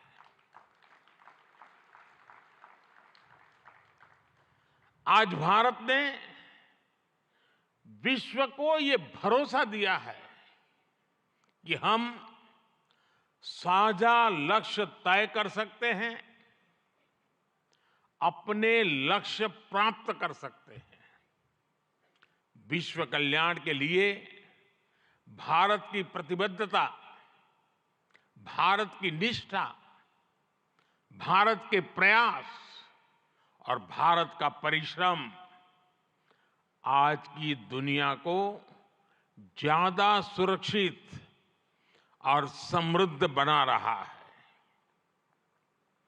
The world looks at India as an important pillar of stability, a friend who can be trusted, a partner who believes in people-centric development, a voice that believes in global good, a voice of the global south, an engine of growth in the global economy, a technology hub for finding solutions, a powerhouse of talented youth, and a democracy that delivers.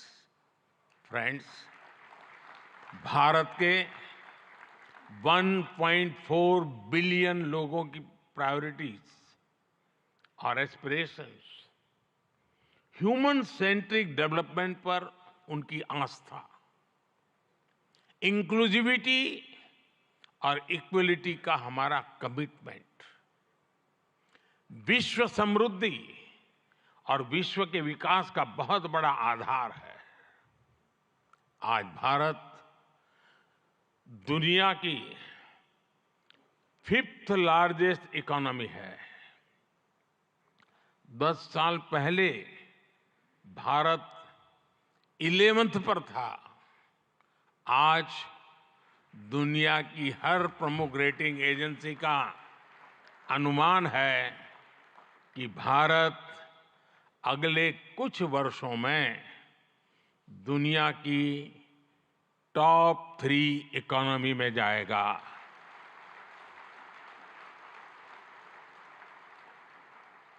दुनिया के लोग जो analysis करना है करते रहे, मेरी guarantee है कि हो जाएगा।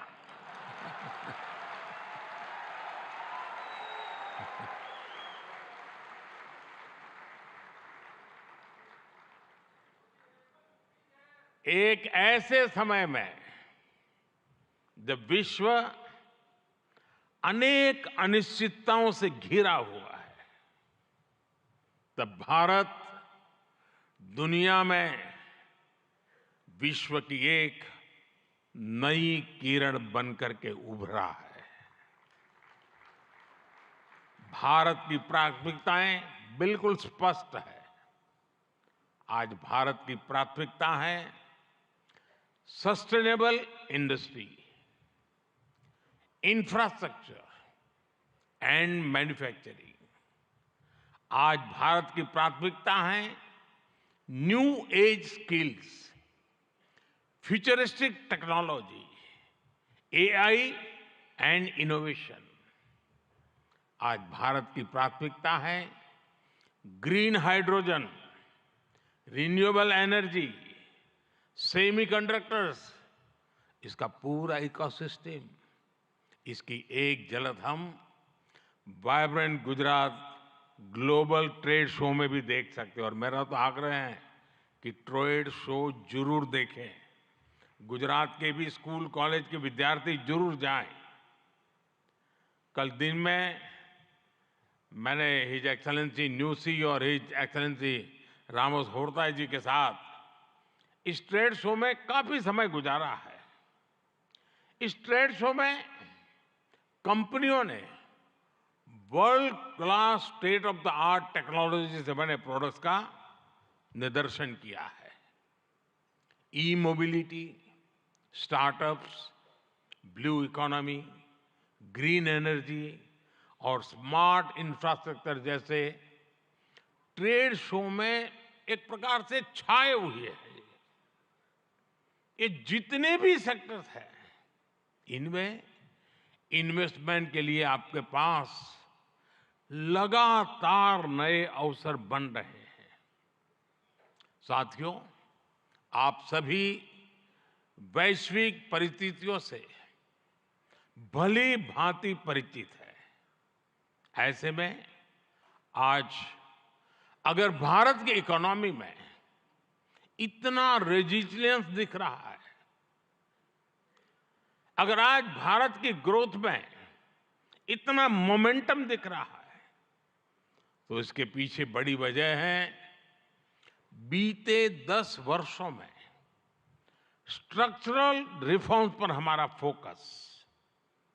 इन रिफॉर्म्स ने भारत की इकोनॉमी की कैपेसिटी, कैपेबिलिटी एंड कॉम्पिटिटिवनेस बढ़ाने का बहुत बड़ा काम किया है।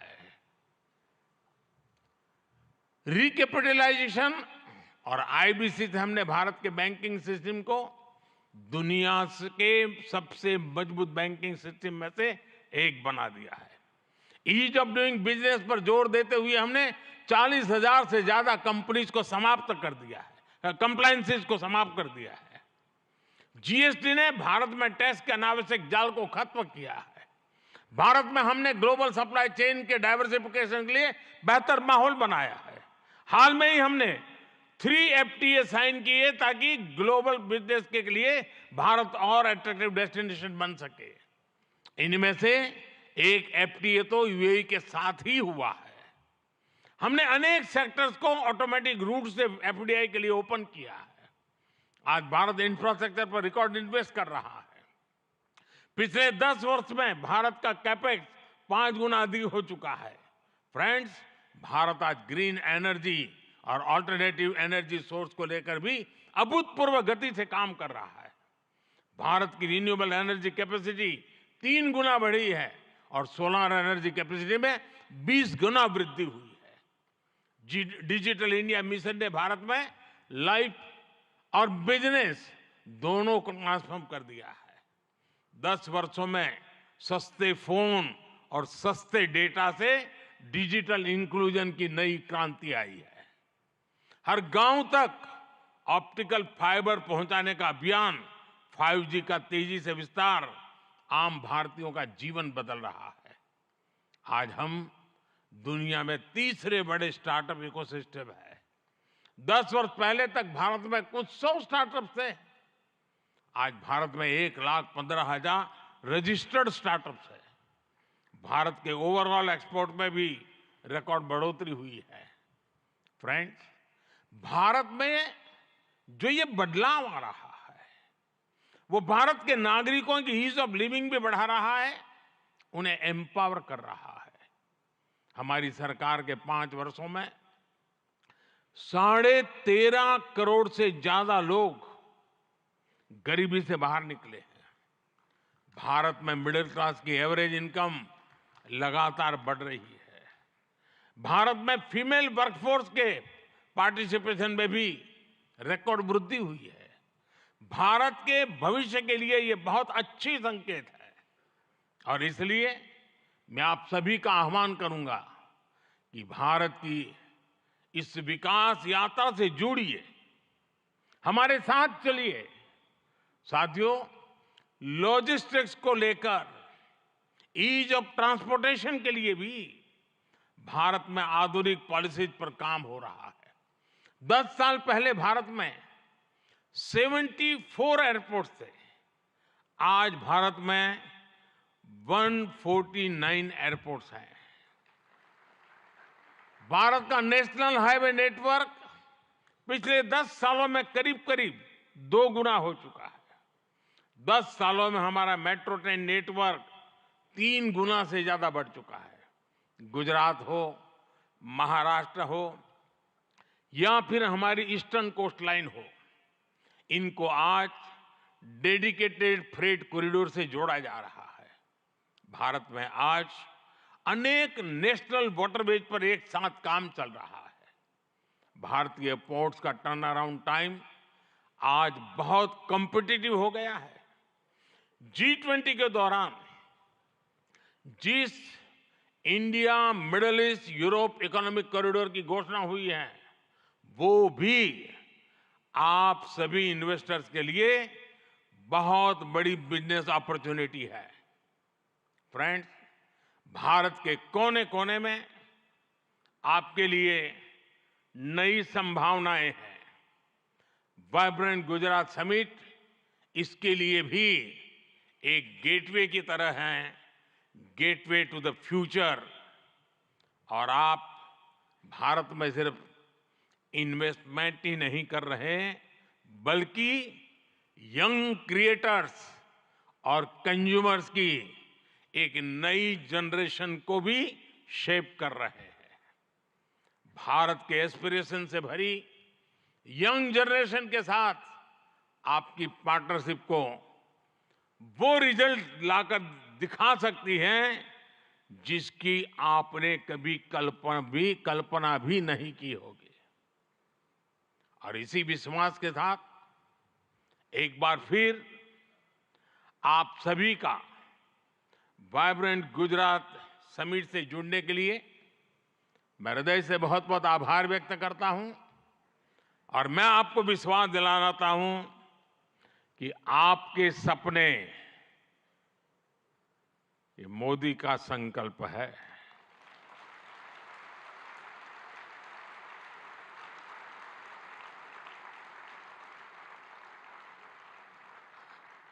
आपके सपने जितने बड़े होंगे, मेरा संकल्प भी उतना ही बड़ा होगा।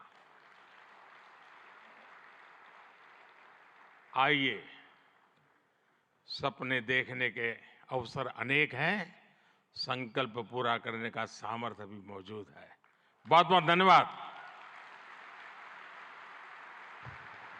माननीय प्रधानमंत्री महोदय, आपके प्रेरणादायक उद्बोधन और गुजरात की विकास कहानी में सक्रिय रूप से भाग लेने के लिए, सभी को प्रोत्साहित करने के लिए एवं आपकी प्रेरक उपस्थिति के लिए हम भी आपका बहुत बहुत धन्यवाद करते हैं।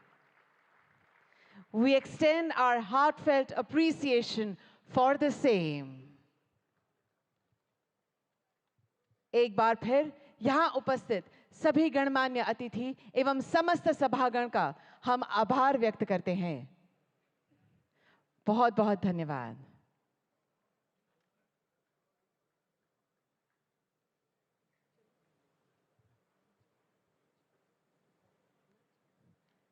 Thank you very much, Honorable Prime Minister, sir. We also extend our heartfelt thanks to His Excellency Sheikh Mohammed bin Zayed Al Nahyan, His Excellency Mr. Jose Ramzorta, His Excellency Mr. Philip Nuzzi, His Excellency Mr. Petre Fiala.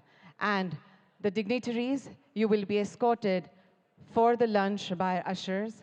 So we request you to kindly cooperate. We let first the esteemed dignitaries, our Honorable Prime Minister, sir, and His Excellencies to depart, and then, according to the ushers, you will be guided for the lunch area. Thank you. Thank you very much.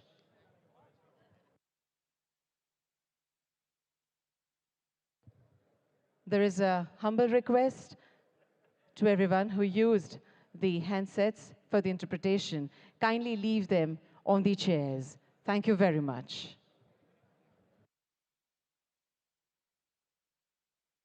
We request to leave the receivers and the headphones to be global summit का किया उद्घाटन प्रधानमंत्री नरेंद्र मोदी ने गांधीनगर से। आप देख रहे थे हमारी स्पेशल लाइव कवरेज।